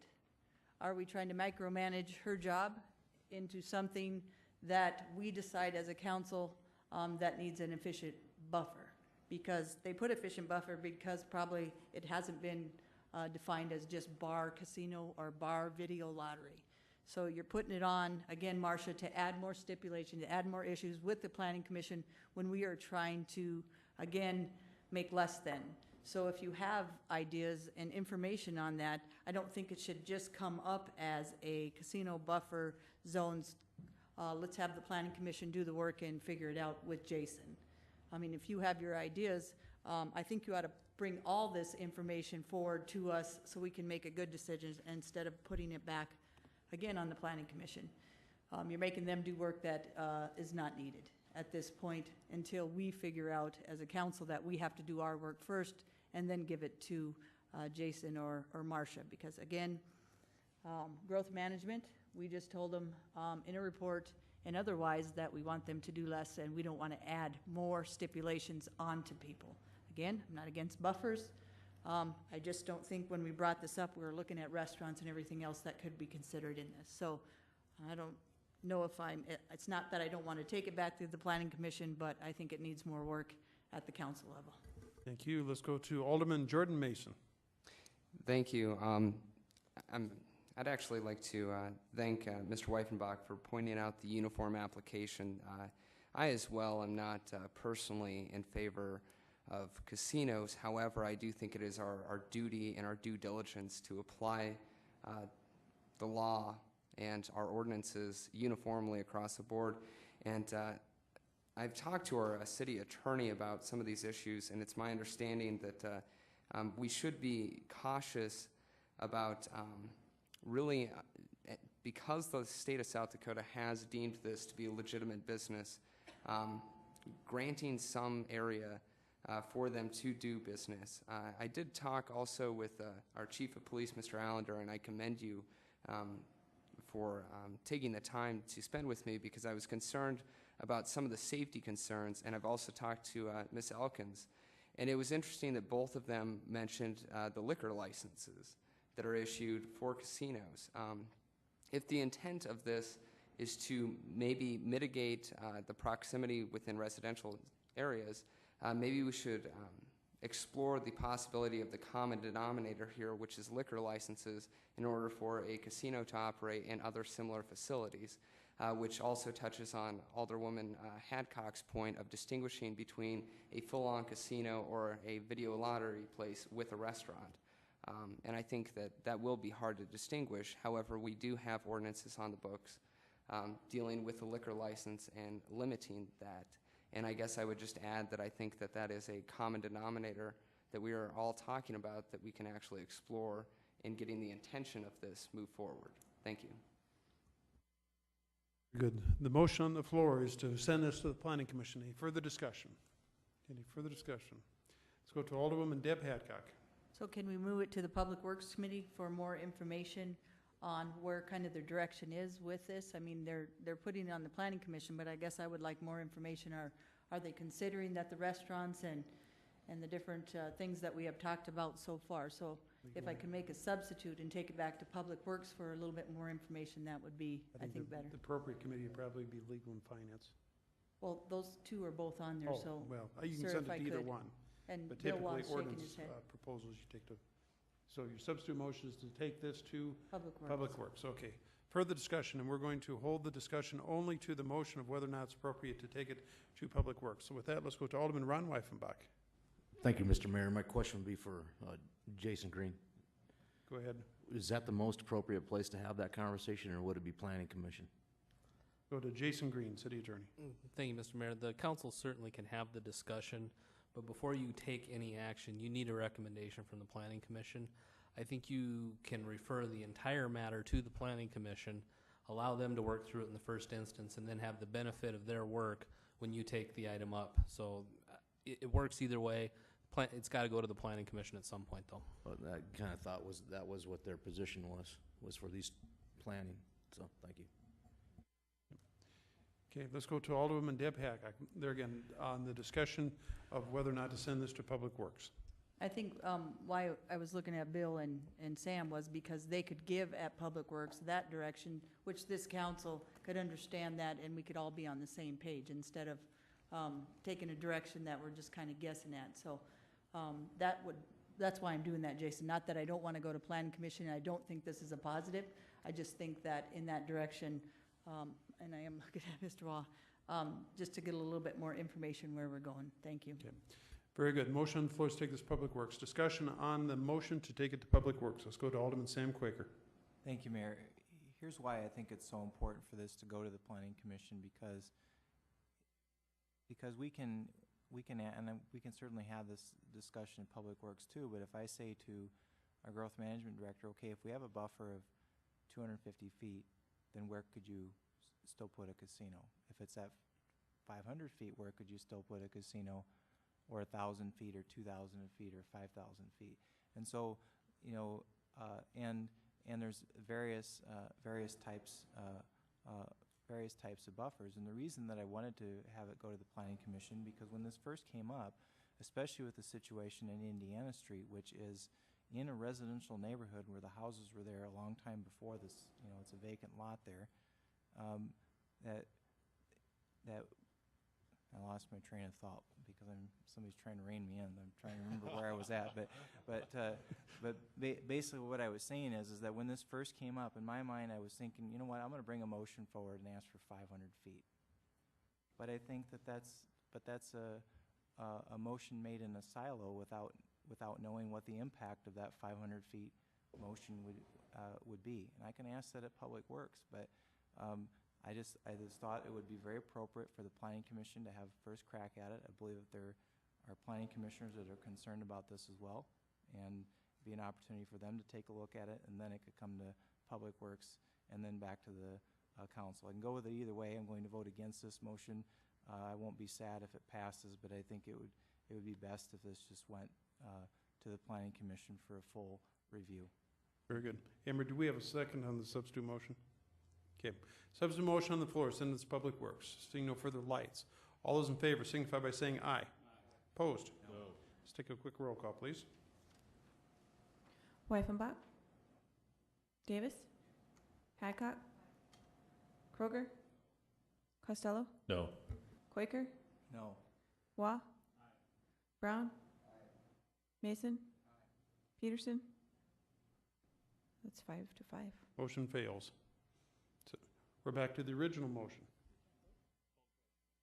Okay, question's been called. Is there any objection to calling the question? Jason, you're shaking your head yes.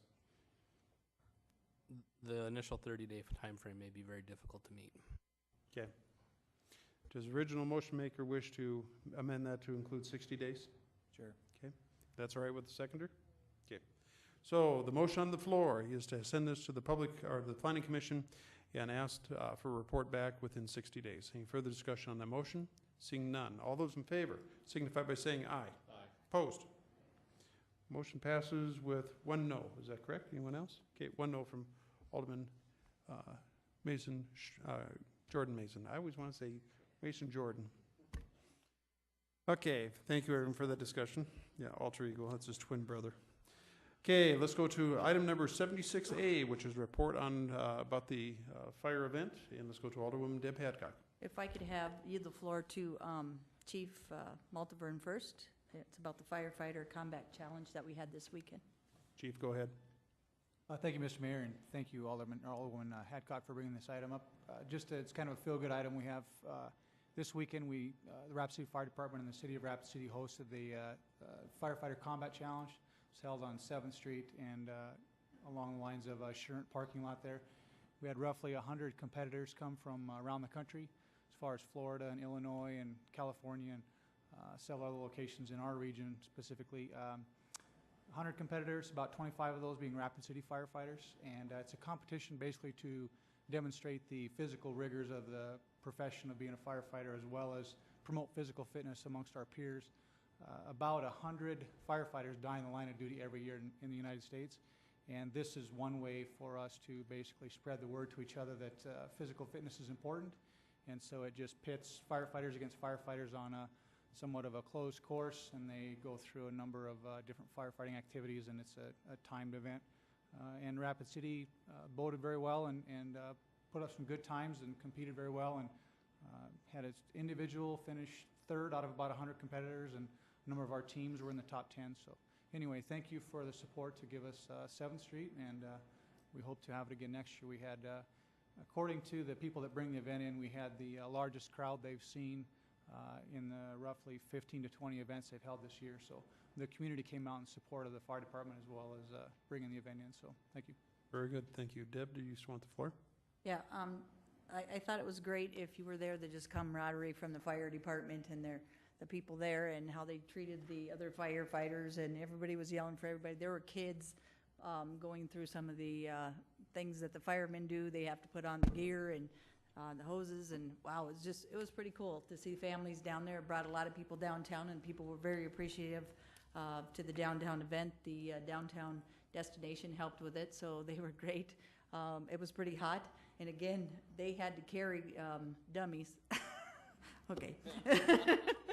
I told them I'd get in there, but they wouldn't take me.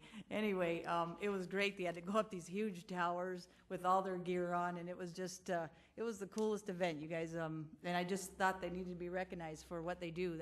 These events in Rapid City, not just by firefighters, but by many groups that bring 100 people or whatever, they are economic development for us, so people are seeing our community and that camaraderie. So thank you again, Mr. Multivern and or Chief Multivern and your team. They're always awesome, and they participate in many things that help Rapid City move ahead. So again, I just thought it needed to be recognized. Thank you. Very good. No motion required. Let's go to item number 76B, which is executive session discussion. Alderwoman Hadcock. This discussion came up at the meeting this morning that we have for going through the agenda review. And I thought it was important to talk about executive session and what period in time we have that on the agenda. We are, sounds like, going to have a council retreat that we can talk about that, but I thought it was something for discussion for people to understand that is the last item on the agenda. And for a lot of us, sometimes these meetings can be long. It needs to be maybe a different place on the agenda, or in maybe a different meeting. I have no idea, in a special meeting or something, but I think it needs to be different than what it is today. So I just brought that up for recognition of maybe council members looking at that, and leadership putting that on the agenda for council retreat. Yep, thank you. No action required. That does take us to the public hearing items 77 through 94 inclusive. Chair would look for motion to open the public comment period on items 77 through 94. Thank you. We have a motion and a second. Any discussion on that motion? Seeing none, all those in favor signify by saying aye. Opposed, motion passes. We do have a speaker request form on item number 82, Cara Hatch. And there again, if you would go ahead and come up and identify yourself for the record. And if you just watch the lights, and when it gets yellow, that means time is becoming short, and just wrap up your remarks. With that, you have the floor, ma'am. Thank you, Mr. Mayor. My name is Kara Hatch. I live at 222 Patton Street. I am here to oppose the changing of the density from low to medium density on the property at 229 Lindbergh. Excuse me. With my speaker request forms, I have submitted letters from some of my neighbors that are also opposed, but were unable to attend tonight. They wanted to make sure that their voices were heard. Again, we don't need another apartment building. We have enough in the neighborhood. The traffic is horrendous with the dead-end streets. They don't maintain the properties that are there. One of the, Mr. Maker was one of those, and he is concerned with the garbage that blows into his yard from the existing apartments that are already there. And again, they are also concerned with the traffic, Lindbergh dead ends, Patton dead ends. It is all forced then down Midway and Wood to Haynes.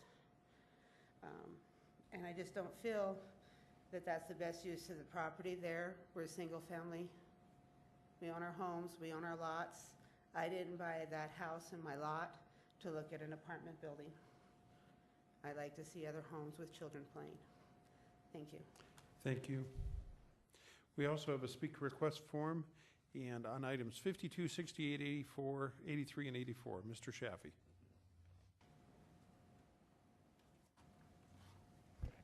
Good evening, Mr. Mayor and council members.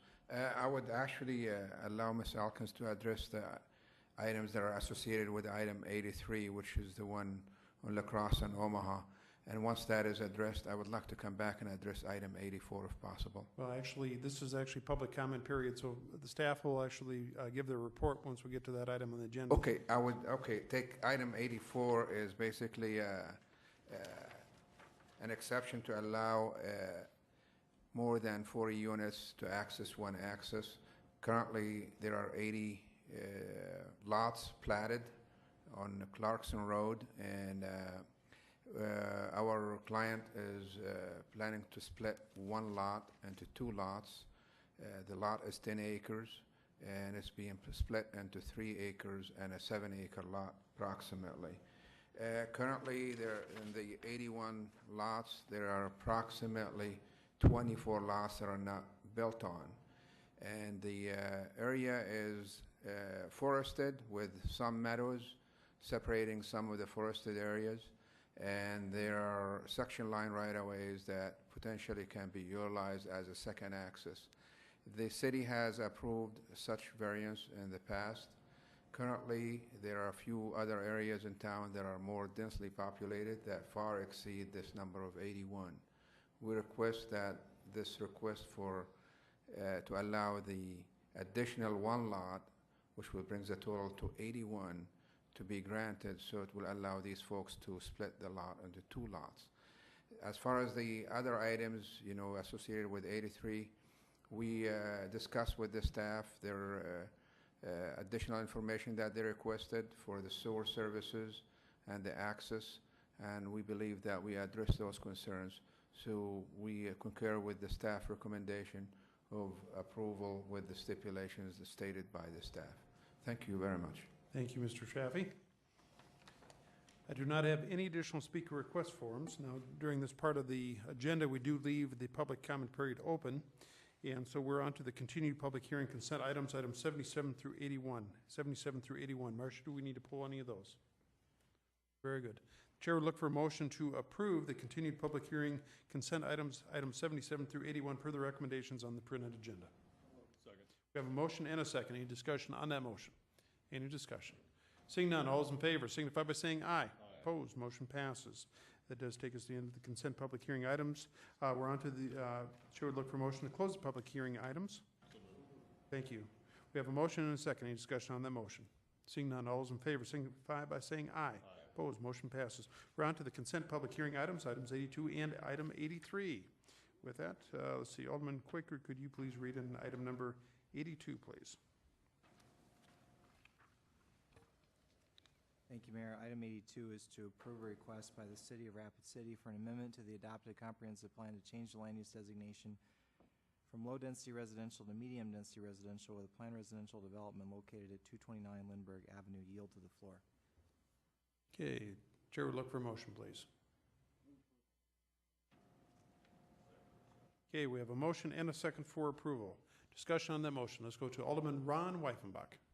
Thank you, Mr. Mayor. I have a question for Marcia in Growth Management. Okay, go ahead, please. Marcia, is this something that Growth Management could have approved without the council's approval?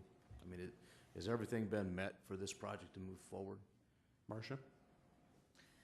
This is a request that came forward to you several months ago, and it is a request for rezoning and a comp plan amendment. This is the comp plan portion of it. If you'll recall, when it first came to you, the Future Land Use Committee had recommended it come forward with just a straight rezoning and comp plan to from low-density residential to medium-density residential. At the request of the council, the Future Land Use Committee discussed it further, and they came back and recommended that it be approved with the planned residential development requirement. So any development of this site, if you proceed in the direction that you've taken up to this date, would require that development on that site go through the planned development process to ensure that there's an opportunity for public input and in some of the neighborhood's questions be addressed. I believe there were some folks here 2 weeks ago that spoke in favor of this project. I believe the McCoys were here and some other folks, but again, I would defer to that previous discussion that we had on the reasons for the plan development. I'm not sure if I answered your question. Thank you, Marcia. I don't think if we go ahead and do this and put put this planned residential development on there. It doesn't make any sense to me. Either you zone it or you don't. But on the east and the west sides of this property, is it single-family residential? Oh, that was a pretty good, there you go. Mr. Mayor? Yes, go ahead, please. As the property to the east, you can see, is already developed with multifamily, as is the area to the west. If we go to the aerial, or the photo of the zoning map, you can see the boundaries of the zoning districts. Marcia, is the north side, that's MDR too? That's MDR, MDR, MDR, MDR, MDR. And again, if you'll recall, the original recommendation was to change lot 11 also to MDR. Let me draw. No, that's a lot we're looking at, correct? Correct. And they did, after discussion in front of council, go back and we started the process over to change it to the MDR with the PRD. What does a PRD do? I mean, if we zone it, we zone it. If we don't, do we just need to control it to the nth degree, or do we just? Marcia? My understanding of the discussion in front of both the Future Land Use Committee, Planning Commission, and in your discussions when you sent it back, was that there were concerns because the neighbors had been at these meetings and had objected, and that there was some indication that you wanted to look at any development of this property closely, and particularly to look at how it would impact the single-family residences to the south. Thank you, Marcia. I yield the floor, Mr. Mayor. Very good. Let's go to Alderman Jordan Mason. Thank you, Mr. Mayor. Permission to ask Marcia a question? Go ahead, please. Marcia, I guess I'm asking because I've personally been up and down these streets, and they are extremely narrow. And I'm just curious, is there any sort of proposal or any discussion about actually widening the streets with the increased traffic flow? Marcia? At the time of rezoning, no, there was not any consideration given to that. There was no concerns expressed through the review process for the comp plan amendment or the rezoning request. If this is a planned development, when an application would come forward, at that point in time, the number of units that would be proposed and the potential impact on the streets would be one of the criteria that would be looked at as part of that planned development application. It's one of the 12 criteria for the review of conditional uses. Mr. Mason, you still have the floor. Thank you. And also, Mr. Mayor, I'd like to ask Mrs. Hatch a question as well, if that is appropriate. Yep, go ahead. Mrs. Hatch, with the aerial photo I'm looking at, if I remember correctly, is that 210 patent that directly the fence borders the back of that apartment complex that is actually already installed? Is that correct? Yeah, mine is 219. Right. Yeah, but I'm at 222, 219 Cross Street, sorry. And mine is to the back of the existing apartment building. The corner of my lot would be the corner of the proposed change. Okay. Right. Part of the reason I ask is I've noticed, is there any way that we can mitigate some of the trash and frankly garbage that has been being dumped in their backyard? Marcia? Certainly that's something we could turn over to code enforcement to do an investigation on to see if there are any issues there that they could address. Thank you. Yep, let's go to Alderwoman Bonnie Peterson. Thank you. Are these two-story buildings that are next to this proposed development? Marcia? They look like 2 or 3 stories, but, or maybe Ms. Hatch knows the answer. Marcia? As you can see in the slide, the property is off to the right, and the existing one-story structure that's located on the site is that small building. The apartments that were of concern that are existing would be these 2-story buildings. And again, one of the issues that could be addressed through a planned development and was talked about through the process was where 2-story buildings might be located relative to the residences and of the Hatch and others that are single family across the alley. How they could be located on the lot that might address that, whether there was decks or other outside areas on a 2-story structure. I believe that was part of the discussion, at least at the Future Land Use Committee, was that a planned development could address that. Okay, Bonnie, you have still have the floor, ma'am. Nothing else, thanks. Thank you. Let's go to Alderman Sam Quaker. Thank you, Mayor. In thinking about the extensive discussions we had regarding another neighborhood with narrow streets, which would be the Canyon Lake neighborhood, I realize that there are some fundamental differences between this and that, but the council incurred some real anger on the part of residents because of actions to add more density to an area that had very narrow streets.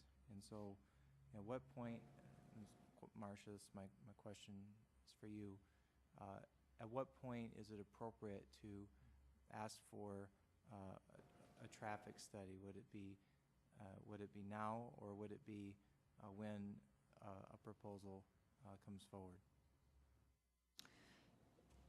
It's certainly something that you could ask for now. At times, depending on the anticipated densities and issues associated with it, particularly when we get into higher density or commercial activities, staff will do a preliminary assessment to just see what the maximum densities would be for a use. So it's certainly something you could ask. You could ask for staff to do a calculation on basic densities. This is a pretty straightforward issue to look at this. If you look at the street, there is no existing parking on it. Perhaps Bob can pull up the GIS and measure that street width. I'm not sure that this would fall in the category of a narrow street as compared to some of the ones that we've dealt with in the Canyon Lake area, where we're down in that 18, 16, 20-foot width. There is quite a bit of pavement in this vicinity, but certainly if that's something the council wants us to do, we could do some preliminary calculations just to see what the maximum density is between single-family development on this property and medium-density residential, and whether or not staff felt that there was road capacity. I don't think that in this situation a full traffic impact analysis is something that would be necessary, would give you any more information than a simple review by the staff of some of the basic information. Alderman Quaker, still have the floor. Thank you, Mayor. I see that there's some others waiting to speak, so I won't offer a motion at this time, but it might be appropriate for someone up here to offer a motion to do a simple traffic review, as Marcia had indicated, and also to link the concerns that were submitted today by the residents. We had one resident that expressed her concerns. We don't know what the other letters say. It may be the same, but there may be new information that might cause us to regret voting yes tonight. So I see that there's several more people wanting to speak, so I'll yield at this time. Let's go to Alderman Ron Weifenbach. Thank you, Mr. Mayor. I have a question for Marcia. Go ahead, please. The right side there, right where that fence ends and the sidewalk ends, is that the lot that they're looking at developing? Marcia? Correct. And then all around there is medium residential, medium density residential. They all have off-street parking. I would caution the council on talking about widening streets. If you want to come see a perfect example, come into my neighborhood on East Oakland Street where they widened the street, and I'll show you 100 neighbors that will tell you to never, ever do that again because it makes it a runway. And that's a perfect example right there. If I took the mayor's plane down that thing, I could probably take it off by the time I got to the end. I mean, that street's plenty sufficient. There's no off-street parking. It's all on-street. I mean, it's all off-street parking. So part of the problem, like in West Rapids, you have people that don't have places to park. So they're parking on the streets. But the only thing that looks appropriate here is to make sure that they put that sidewalk in for the neighborhood. I mean, I think is that on the stipulations, Marcia? Marcia? Again, at this point in time, they've not submitted a specific proposal for the site development, but when they came forward and at building permit stage, there would be a requirement unless they came forward to the council and asked to have it waived. Yeah, there would be no reason to do a warp on this. That sidewalk needs to be put in there. I can't believe it's gone this long without it. So, but that to me, this looks like an appropriate place for this type of a building in that area. It looks pretty like they've kept it in a clean capacity. And if you widen that street, I think we're going to probably have more people complaining about the speed and the traffic coming down that thing. So thank you, and I'll yield the floor. Thank you. Let's go to Alderman Ron Kroger. Thank you, Mayor. Well, first of all, I mean, I'm very familiar with that street, and if you look at it, number one, it's a dead end. Number two, there's hardly any traffic that goes up and down that, so I don't think traffic study is going to do much good. But what we're discussing here is putting a PRD on this piece of property that when these people come through with a plan for it, Marcia, all these things would be addressed to begin with. Is that correct? Marcia? Yes, and that would be reviewed at a public hearing in front of the planning commission and appealable to the council. Right, and at this point in time, the applicant is, I guess, he will accept a PRD on this piece of property. He has no problems with that. Marcia? My understanding is that he's already signed the plan development designation application. Thank you, Marcia. Do we have a motion on the floor, Mayor? Yes, we have a motion for approval. Thank you. Let's go to Alderwoman Deb Hadcock. Just a question on those, on the PRD. Is there anything on that PRD that we couldn't have put on stipulation with medium-density residential? Marcia? Or done an exception on?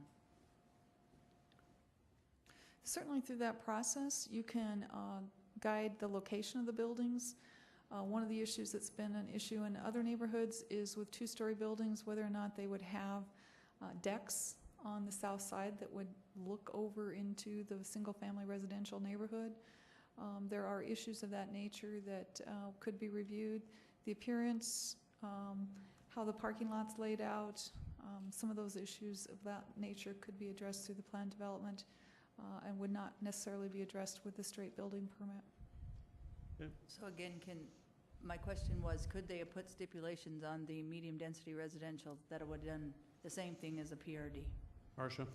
By court cases in the state of South Dakota, we cannot conditionally zone property, so we cannot put any conditions on rezoning. So no, we cannot. So we put PRDs that are basically conditional uses on properties so we can get around the, no, I ain't saying that. Thanks, Davis, but I guess the bottom line is it seems like some of this could have been addressed without putting a PRD. I appreciate what you're doing, Marcia. Don't think, I don't think this council doesn't, but I think we're putting steps in that we could probably, through the process and with your help, find that you could take care of these processes for us in a sense and make them come through here a little bit easier for the contractors. And I know you can do that because you've been doing it for a while with helping many of us. So again, PRDs I don't believe are needed in some of these cases. In this, I think the street is normal size. It's not like the Canyon Lake areas. Been in the Canyon Lake areas and they're about half that size. And they do park on the street. So there's many differences in this. But I do appreciate Jordan Mason, this is his ward, bringing this forward, and his concerns are good. He's just learning this process and some of it, and he's also protecting his ward, so we do appreciate that. Thank you. Just a reminder, the motion on the floor is for approval of the PRD. Marcia? Just a reminder of how we got to this point. The applicant came forward with a rezoning straight and a comp plan straight medium-density residential. Because of discussion here at the council, they stopped that process. They were a little frustrated with that procedure, but understood the concerns and wanted to be good neighbors. So I would hate to start this all over again. So just make sure you understand how far it's come as we have some new members here tonight. Okay, very good. Let's go to Alderman Gary Brown. Thank you, Mayor. Again, I sit on that Future Land Use Committee, and the reason that the PRD did get put on there is to try to address these concerns, not over what happened on Evergreen Street in the Canyon Lake area with the decks and that off and the problems the neighbors had, but address how the parking lot, drainage, and make sure that the location of this building, and hopefully part of the discussion was this will square it off, and this should be the break point for MDR and that, for residential and that too. So it was an attempt by the people in Future Land Use to address a neighbor's concern as well and have some control on it. And that, not trying to make it harder, but make sure we got some of those addressed. So I would support still the PRD being put on here. Thank you. Okay, thank you. Further discussion. Motion on the floor is for approval, and this is to adopt an amendment to the comprehensive plan to change the land use designation from low density residential to medium density residential with a planned residential development. Any further discussion? Seeing none. All those in favor signify by saying aye. Aye. Opposed? Let's take a quick roll call, please. Davis? Hadcock? Kroger? Aye. Costello? Aye. Quaker? Aye. Wah? Brown? Mason? Peterson? Wyffenbach? Motion passes on 7 to 3, is that correct? Right. Okay, thank you everyone for the discussion.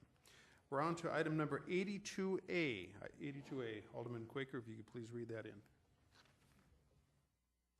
Thank you, Mayor. Item number 82A is authorize mayor and finance officer to sign a waiver of right to protest for item number 83.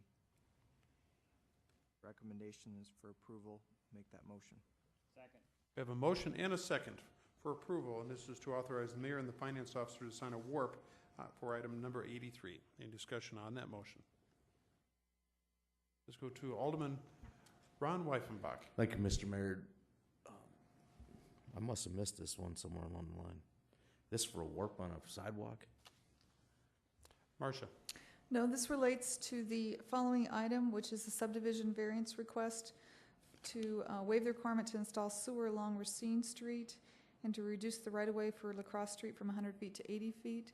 When you get to that item, if you indulge me just a bit, Mayor, we'll be recommending that you approve the waiver of the sewer requirements based on the additional information the applicant provided at your request from our meeting 2 weeks ago. They have submitted information showing how each of the building sites would be sewered. And what this warp would do would allow us to have the ability to assess the installation of sewer in Omaha Street and some of the areas, if necessary, to accommodate this. Along Lacrosse Street. In terms of the right-of-way item, we can table that when we get to that issue. They have provided the additional right-of-way. So we've worked it with the applicant as you've requested, and we believe that with action on this warp, then we can then take action on the related subdivision variances. Okay, Mr. Wyffenbach, you still So have the this floor. is related, obviously, to item number 83, where we're trying to keep them out of Omaha Street? Trying to keep them from digging into Omaha Street, is that correct? Marcia? Correct. That would be our goal, is to provide alternatives. Unfortunately, the yellow highlights don't show up. They're showing in access to sewer here. There's an existing one along Racine Street, and then along this area here would be the alternatives for the building sites. Mr. Mayor, the city has an ordinance that when these things go vacant, that those lines are vacated after a year? Or before a year? Are these vacated, Marcia? Marcia? I believe my recollection of the staff discussion on this is there are some specific existing utilities, particularly to the lots, if I can switch back. There appear on the individual lots that exist right now along Lacrosse Street, along Omaha Street, this locale, that there are multiple service lines that will need to be abandoned. Staff did discuss that with the applicant's representative, Mr. Shaffey, and he understands that policy, and should the plat be approved and we move forward, then he's agreeable that they will post surety for the abandonment of those as part of that plat process. I understand that, but the other ones aren't abandoned yet, Mr. Mayor, is that? Marcia?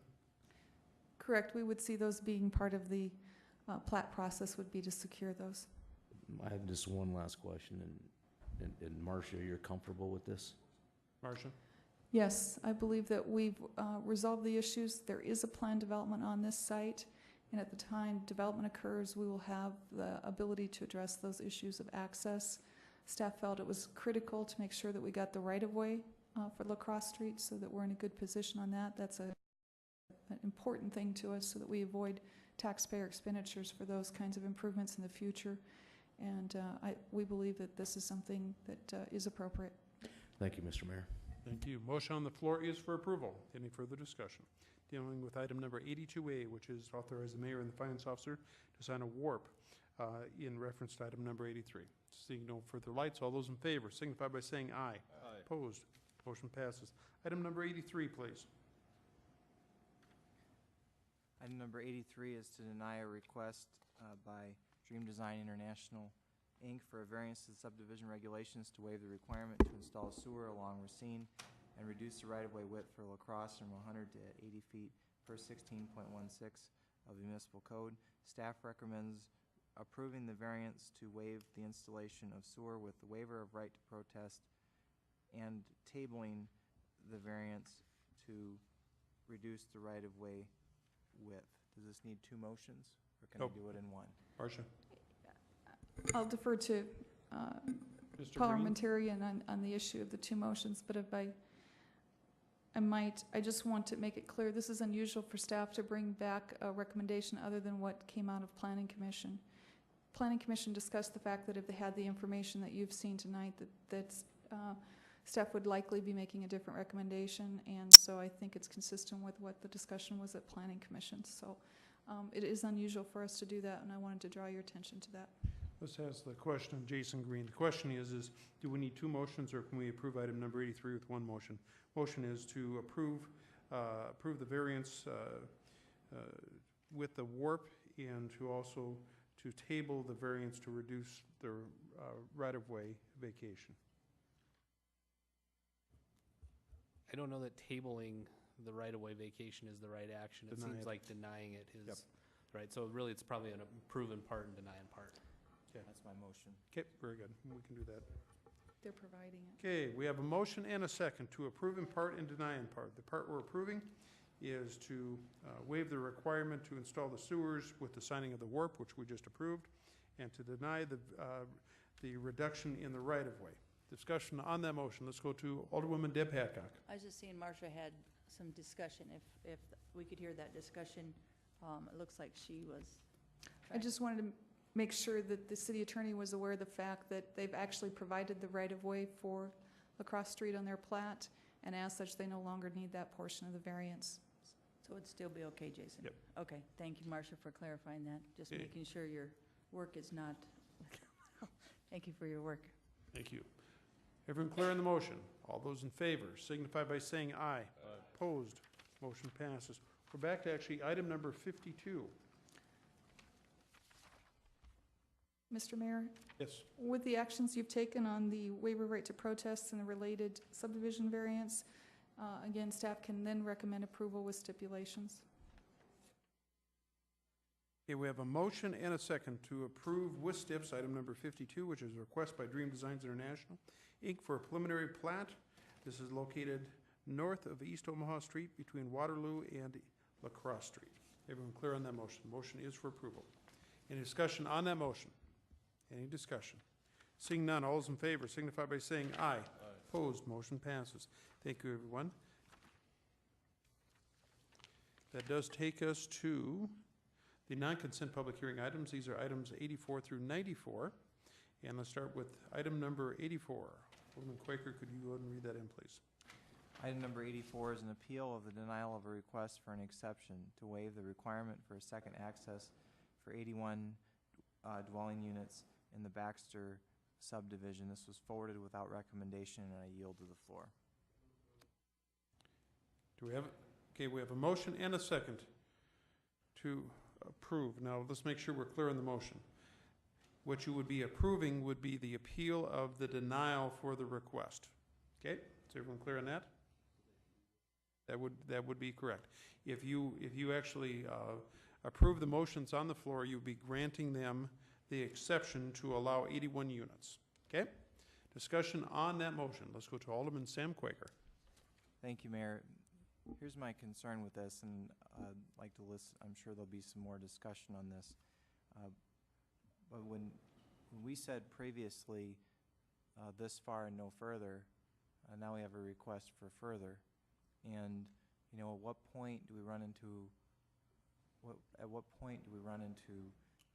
a real problem? We have a recommendation now for denial from both Rapid City Fire Department and Whispering Pines, and I don't recall there being such opposition and concern when there was previous requests. So it seems that we've reached the point of saturation here, and that we run a real risk by approving this item. If we have a 40-unit rule and we're going to enforce the 40-unit rule, then maybe allowing one exception here and there if it's simply subdividing a lot might make sense. But when we're having an increase of density and we have two fire departments that are saying no, how do we say yes to this, and then when Canyon Lake comes back forward when there's a request for more density there, then how do we say, well, it's okay because we're only adding a few more? It just puts us in an awkward position, and I would yield the floor for further discussion. Thank you. Very good, thank you. Let's go to Alderman Jordan Mason. Thank you. Permission to ask our fire chief a question. Sure, go right ahead, please. So is it my understanding that the Whispering Pines Volunteer Fire Department at the top of that road has shown concern about this issue? Is that correct? Chief? Thank you. My understanding is that they have the same sentiments that we do, that we would basically like to see this denied for lack of a second means of access and egress out of that area of town. This area sits in a heavily wooded area, one way in, one way out, and as you know, the numbers of property in there now that have houses on them, if we have a significant wildfire in there, we're going to have a difficulty getting those people out at the same time as getting emergency vehicles in. So. Okay, thank you, Chief. Mr. Mason, you still have the floor. Actually, I'd like to ask an additional question. I was actually up there, been up there a couple times. It's a great area to go up and hike, actually. But I'm curious because while I was up there, I happened to notice that the concentration of the housing is closest to the Whispering Pines Volunteer Fire Department, directly adjacent, across from the street over there. And then when you go down the hill, about a mile down the hill, that's where we're actually talking about, right towards the bend there. So my question is with the current development, are they already having that issue with possibly emergency access? Chief? Sure they are. And as soon as it went over 40 units, it went against what we felt was appropriate for that area. The locale, the nearest fire station, really sure, it's a benefit to those residents if they do have a structure fire, but by the time you have a wildfire in that area and smoke is produced and the 911 calls start coming in, this is a volunteer fire department. Those people are responding from work or getting out of bed. By the time they are to get on to Clarkson Road, those people are starting to evacuate, and it causes some real problems for us. Thank you. Still have the floor. One last question, actually. I believe this would probably be better directed to either Marsha Elkins or Mr. Dominic. I also noticed actually down the way, about actually 3.5 miles roughly down the road, there's another access, and I can't remember the name of the road, but it's actually near bordering that red line. Is there any future possibility of that road actually connecting into this development to the south, actually, if you go directly from that line down, if you're following what I'm saying, Ms. Elkins? Marsha? Not sure I'm following what you're talking about, but staff did look probably 2 years ago when this issue came up on a related project to see what the alternatives were, and we did look at some kind of option that might come up this way and use some existing roads. I'm not sure if that's the one you looked at, but we did have some conversations, and I think it came back to the council when that previous request was considered. There is an option that may exist there, and there may be others. All right, thank you. I yield. Okay, very good. Let's go to Alderwoman Deb Hadcock. Marcia, the county does the zoning out there, and we do the platting, right? Marsha? That's correct. And how many do we have platted out there with the city? I mean, what's the total amount that they have put on that agenda out there to be platted? Marsha? This is an increase of 1 additional unit, so I believe we're at 80. I think staff double-checked that a couple times last week while I was gone. And how many houses are actually built out there on those plats? That I can't tell you. I think it's 55. So it'd be a total of 56. So in this housing market as well, I don't see in the next few years that that's going to fill up anytime soon. And I understand that we're one more over, but we have 55 houses out there now. We have a total of adding one more, which is 81. And so we already platted this area for over the 40-unit rule. So if we did not do that previously, and this, if I'm correct, this property was platted in 1972, Marcia? Marsha, do you know that one off the top of your head? Not off the top of my head. Okay. Maybe I could ask that to Hanny Chaffee. I'm not sure Hanny knows. When was this property last platted? It was platted by Mr. Connect in the early 70s, I believe 72 or 73. Okay. Okay, and I guess that was my point, is it's already platted for 80. If we didn't want a 40-unit rule, and we thought there was gonna be issue, you already have 55 out there. So, I could see the concern of the 40-unit rule, but it has to start on areas that are anew. I don't think you're gonna be able to enforce that on something that already has, come to pass at this point. Thank you. Thank you. Let's go to Alderman Dave Davis. Thank you, Mr. Mayor. I have a couple of questions, and I'm not sure if it's addressed to Marcia or to Chief Multiver, and so you guys can throw them out juggle there and over we'll that see one. where it goes. Just some point of understanding on my part. The question here is to have or not to have two access points out of this piece of property, correct? Correct. Marcia, why don't you explain the rationale between... Onto a roadway, correct? Yes. Okay. And yet, I'm somewhat familiar with that property out there as well. Clarkson Road is the only way out. There's only one roadway out of there. Whether that Baxter subdivision has 1, 2, or 12 access points onto Clarkson Road, there's still only one roadway out of there, correct? Marcia? Correct, but what we're looking for is how they get back to the major arterial system and the road network. And you are correct that you have to go all the way back to Clarkson Road to get to Sheridan Lake Road. So literally at that intersection, from where I'm looking at the plat map here, that's where we hit, and what is that, Bighorn, I believe. It's either Bighorn or Pioneer. Those kind of have been renamed a couple times over the last few years, so they call them different things. But whatever that stretch of road is between Clarkson and where Bighorn turns off to the west, that's the piece of property that we're really concerned about, having two access points onto that piece of county roadway, correct? Basically, everything's shown in green. I think there's maybe a connection up here that takes 1 or 2 lots off, but basically all of this.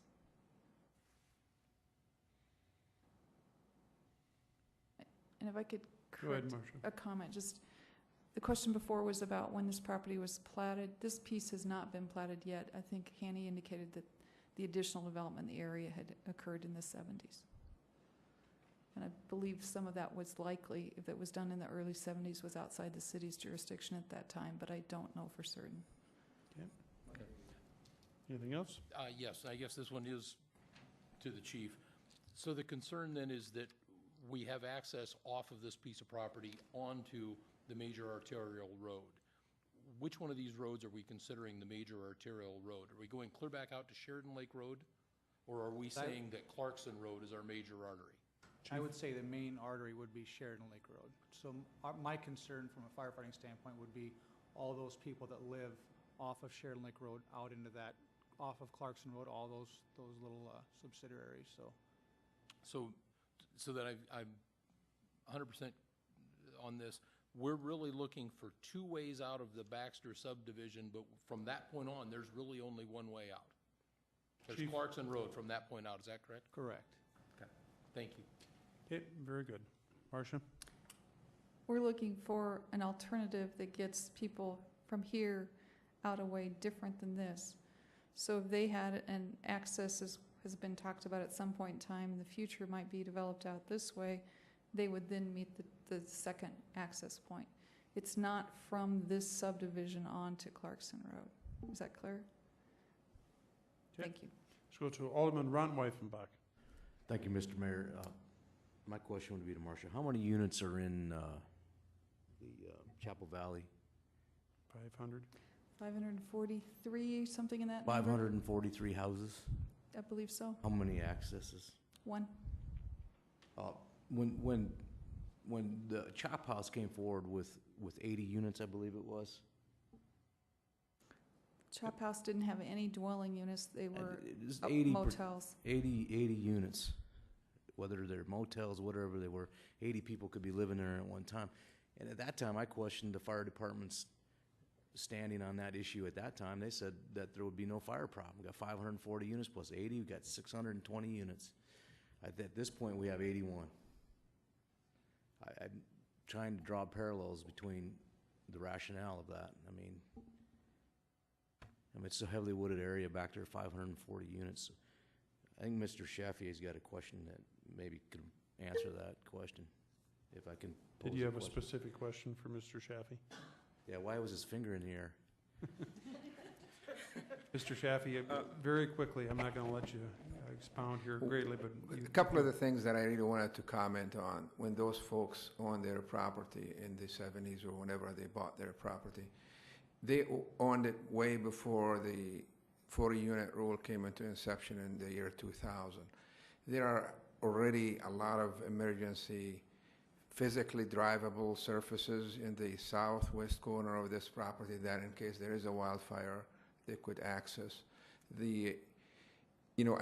Having if you look at the terrain and look at the meadows that are there separating the pods of forested areas, you could tell that there is separation. Number two is actually I was witness myself to a forest fire down there 2 years ago. My house is in the neighborhood, actually. It's right on top of this area right in here. And there was a fire on this specific lot, and it's owned by Dr. Tuber. I called the fire department, which is Whispering Pines Fire Department. It didn't take him 5 minutes to get there. I realize they're volunteer, but they're very efficient. As a matter of fact, I don't know who the people here talk to at the fire department. We're going to cut you off here. Yep. Ron? Thank you. I think you answered my question. The only other question is, Mr. Shafee, can you point to where the volunteer fire department is on that map?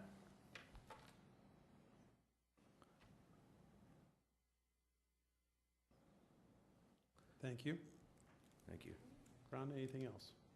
Yeah, I think that pretty much answers my question. I had another one, but I lost my train of thought. May I make one? Nope, Okay. sorry. Henny, I like you, but the rules are the rules. My Mr. Mayor, I apologies. think I just retained that train of thought. I think it made mention about the 40-unit rule, whether it's been outlived its longevity due to technologies and those types of things. And I think at some point we need to revisit that, and that's on a secondary note. So thank you. Okay, very good. Let's go to Alderman Ron Kroger. Thank you, Mayor. This is exactly the discussion we had on this subdivision within the last year and a half. I mean, it mirrors it completely. And I guess the big thing here is if you look at this plat map we have up here, if I could ask Mr. Shaffee one question, and that would be, Hanny, how many acres are we looking at right here on this map? Mr. Shaffee. The average size of lot is about 800 acres. Around 800 acres? Yes, sir. And we have approximately 56 buildings on 800 acres. I think that's about as sparse a development as you can get. I supported the last time we had this request. That eventually didn't happen because of other circumstances other than the city council denying it, and I'm going to support this request. Thank you. Thank you. Let's go to Alderman Gary Brown. Thank you, Mayor. Question for the chief, if I may. Go ahead. Who's secondary? Whispering Pines Volunteer Fire Department is primary. Who's secondary? Chief? We have a automatic aid agreement with Whispering Pines, so if they would get a fire in this area, we would be automatically dispatched with them to respond. So it would be So it wouldn't go to Rockerville and then back to Rapid City automatically? we would be automatic due to their staffing levels during the day. It's a bedroom community, so most of their first responders or firefighters are at work in the city. So during the day, they're in big need of help. So we usually end up beating them to their area during the daytime. But it depends on the time of the day and the location and all that. But for definitely an area this close to town, it would be an automatic aid situation. All right, thank you. And then just one comment, Mayor, I would agree with Alderman Weidenbach that I think we do need to have some more discussion on this 40-unit rule. We keep bending it.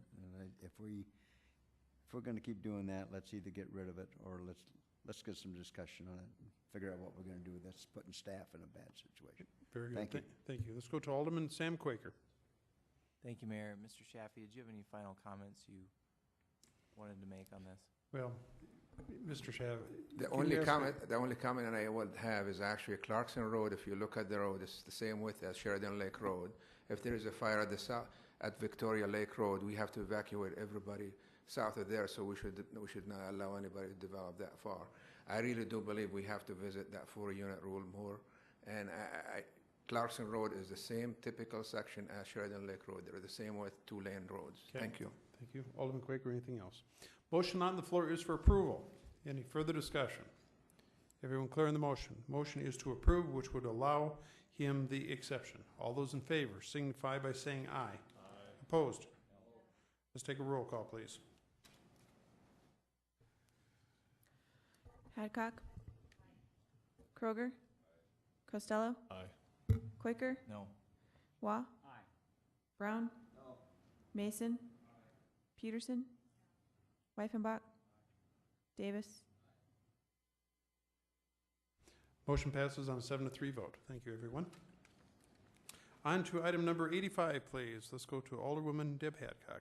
85 is the second reading of ordinance 5600, an ordinance amending 17.06 of the Chapter 17 of Rapid City Municipal Code, rezoning the within described property as requested by Dream Design International Incorporated for THF Stone Ridge Development LLC for a rezoning from Office Commercial District to General Commercial District located north of Stumer Road and south of Fifth Street. And I move approval. We have a motion, second for approval. Any discussion on that motion? Any discussion? Seeing none, all those in favor signify by saying aye. Opposed, motion passes. 86, please. 86 is second reading of ordinance number 5601, an ordinance amending section 17.06 of chapter 17 of the Rapid City Municipal Code, rezoning the within described property as requested by Dream Design International Incorporated for THF Stone Ridge Development LLC for rezoning from Office Commercial District to General Commercial District located northeast of intersection of Stumer Road and Black Hills Boulevard. I move with approval of with revised legal description. We have a motion and second for approval with revised legal description. Any discussion on that motion? Any discussion? Seeing none, all those in favor signify by saying aye. Opposed, motion passes. 87, please. 87 is second reading of ordinance number 5602, an ordinance amending section 17.06 of chapter 17 of the Rapid City Municipal Code, rezoning the within described property as requested by Dream Design International Incorporated for THF Stone Ridge Development LLC for a rezoning from Public District to General Commercial District located north of Stumer Road and west of Fifth Street, and I move approval. We have a motion and second for approval. Any discussion on that motion? Any discussion? Seeing none, all those in favor signify by saying aye. Opposed, motion passes. Item 88, please. 88 is second reading of ordinance 5603, an ordinance amending 1706 of the Chapter 17 of the Rapid City Municipal Code, rezoning the within described property as requested by Dream Design International Incorporated for THF Stone Ridge Development LLC for a rezoning from General Commercial District to Public District located north of intersection of Parkview Drive and Fifth Street on the west side of Fifth Street. I move approval. We have a motion and second for approval. Second reading of ordinance number 5603, item number 88. Any discussion on that motion? Any discussion? Seeing none, all those in favor signify by saying aye. Opposed, motion passes. 89, please. 89 is the second reading of ordinance number 5628, an ordinance amending section 1706 of Chapter 17 of the Rapid City Municipal Code, rezoning the within described property as requested by the City of Rapid City for a rezoning from no-use district to mobile home residential district located at 2808 East Fairmont Street. I move approval. We have a motion and second for approval of item number 89, which is second reading of ordinance number 5628. Any discussion on that motion? Any discussion? Seeing none, all those in favor signify by saying aye. Opposed, motion passes. Item number 90, please.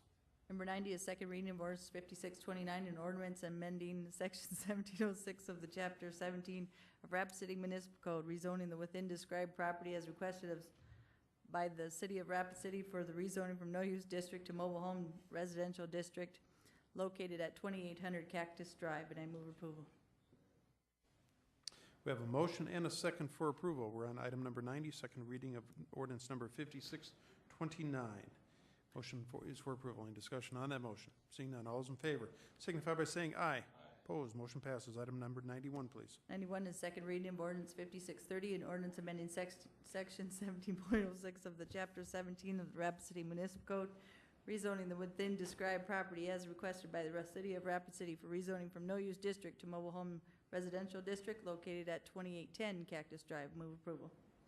We have a motion and second for approval. This is ordinance number 5630, item number 91. Any discussion on that motion? Any discussion? Seeing none, all those in favor signify by saying aye. Opposed, motion passes. Item 92, please. Can you do that faster? 92 is second reading of ordinance 5631, an ordinance amending section 1706 of the chapter 17 of the Rapid City Municipal Code, rezoning the within described property as requested by City of Rapid City for rezoning from no-use district to mobile home residential district located at 2800 East Fairmont Drive. I move approval. We have a motion and second for approval. This is ordinance number 5631, second reading, item number 92. How am I doing? Any further You're on- discussion? Motion first for approval. All those in favor signify by saying aye. Opposed, motion passes. Item number 93. I can't read that fast. 93 is second reading of ordinance 5632, an ordinance amending section 1706 of the chapter 17 of the Rapid City Municipal Code, rezoning the within described property as requested by the City of Rapid City for a rezoning from no-use district to mobile home residential district located at 2808 Cactus Drive. And I move to table. We have a motion and second to table. No discussion on table and motion. All those in favor signify by saying aye. Opposed, motion passes. Item number 94, please. I thought I heard you mumbling. Okay. 94 is second reading ordinance number 5608, an ordinance amending section 17.06 of the chapter 17 of the Rapid City Municipal Code, rezoning the within described property as requested by Larry Nelson from rezoning from low-density residential district to medium-density residential district located at 229 Lindbergh Avenue. And I move approval. We have a motion and a second for approval. This is ordinance number 5608, item number 94. Motions for approval. All those in favor signify by saying aye. Opposed, motion passes. Pauline, the bill list, please. Oh, I'm sorry. There was one no. Alderman Jordan Mason. Sorry about that. Didn't hear you. Now the bill list. The bill list as presented was $5,840,000, $840,499.52. With the approval of number 22 earlier in the evening, I need to add a check for Lacrosse Investors LLP for the right-of-way acquisition of East Anamosa Street in the amount of $18,175.50 for a total bill list of $5,858,675.02. We have a motion second for approval of the bill list as amended for a grand total of $5,858,675.02. Any discussion on that motion? Seeing none, all those in favor signify by saying aye. Aye. Opposed, motion passes. Mr. Green, executive session. Yes, sir, and it will be for the purposes permitted by SDCL 1-25-2. We have a motion second to go into executive session for the purposes permitted by SDCL 1-25-2. Any discussion on the motion? Seeing none, all those in favor signify by saying aye. Aye. Opposed, motion passes. We're in executive session. Thank you, everyone.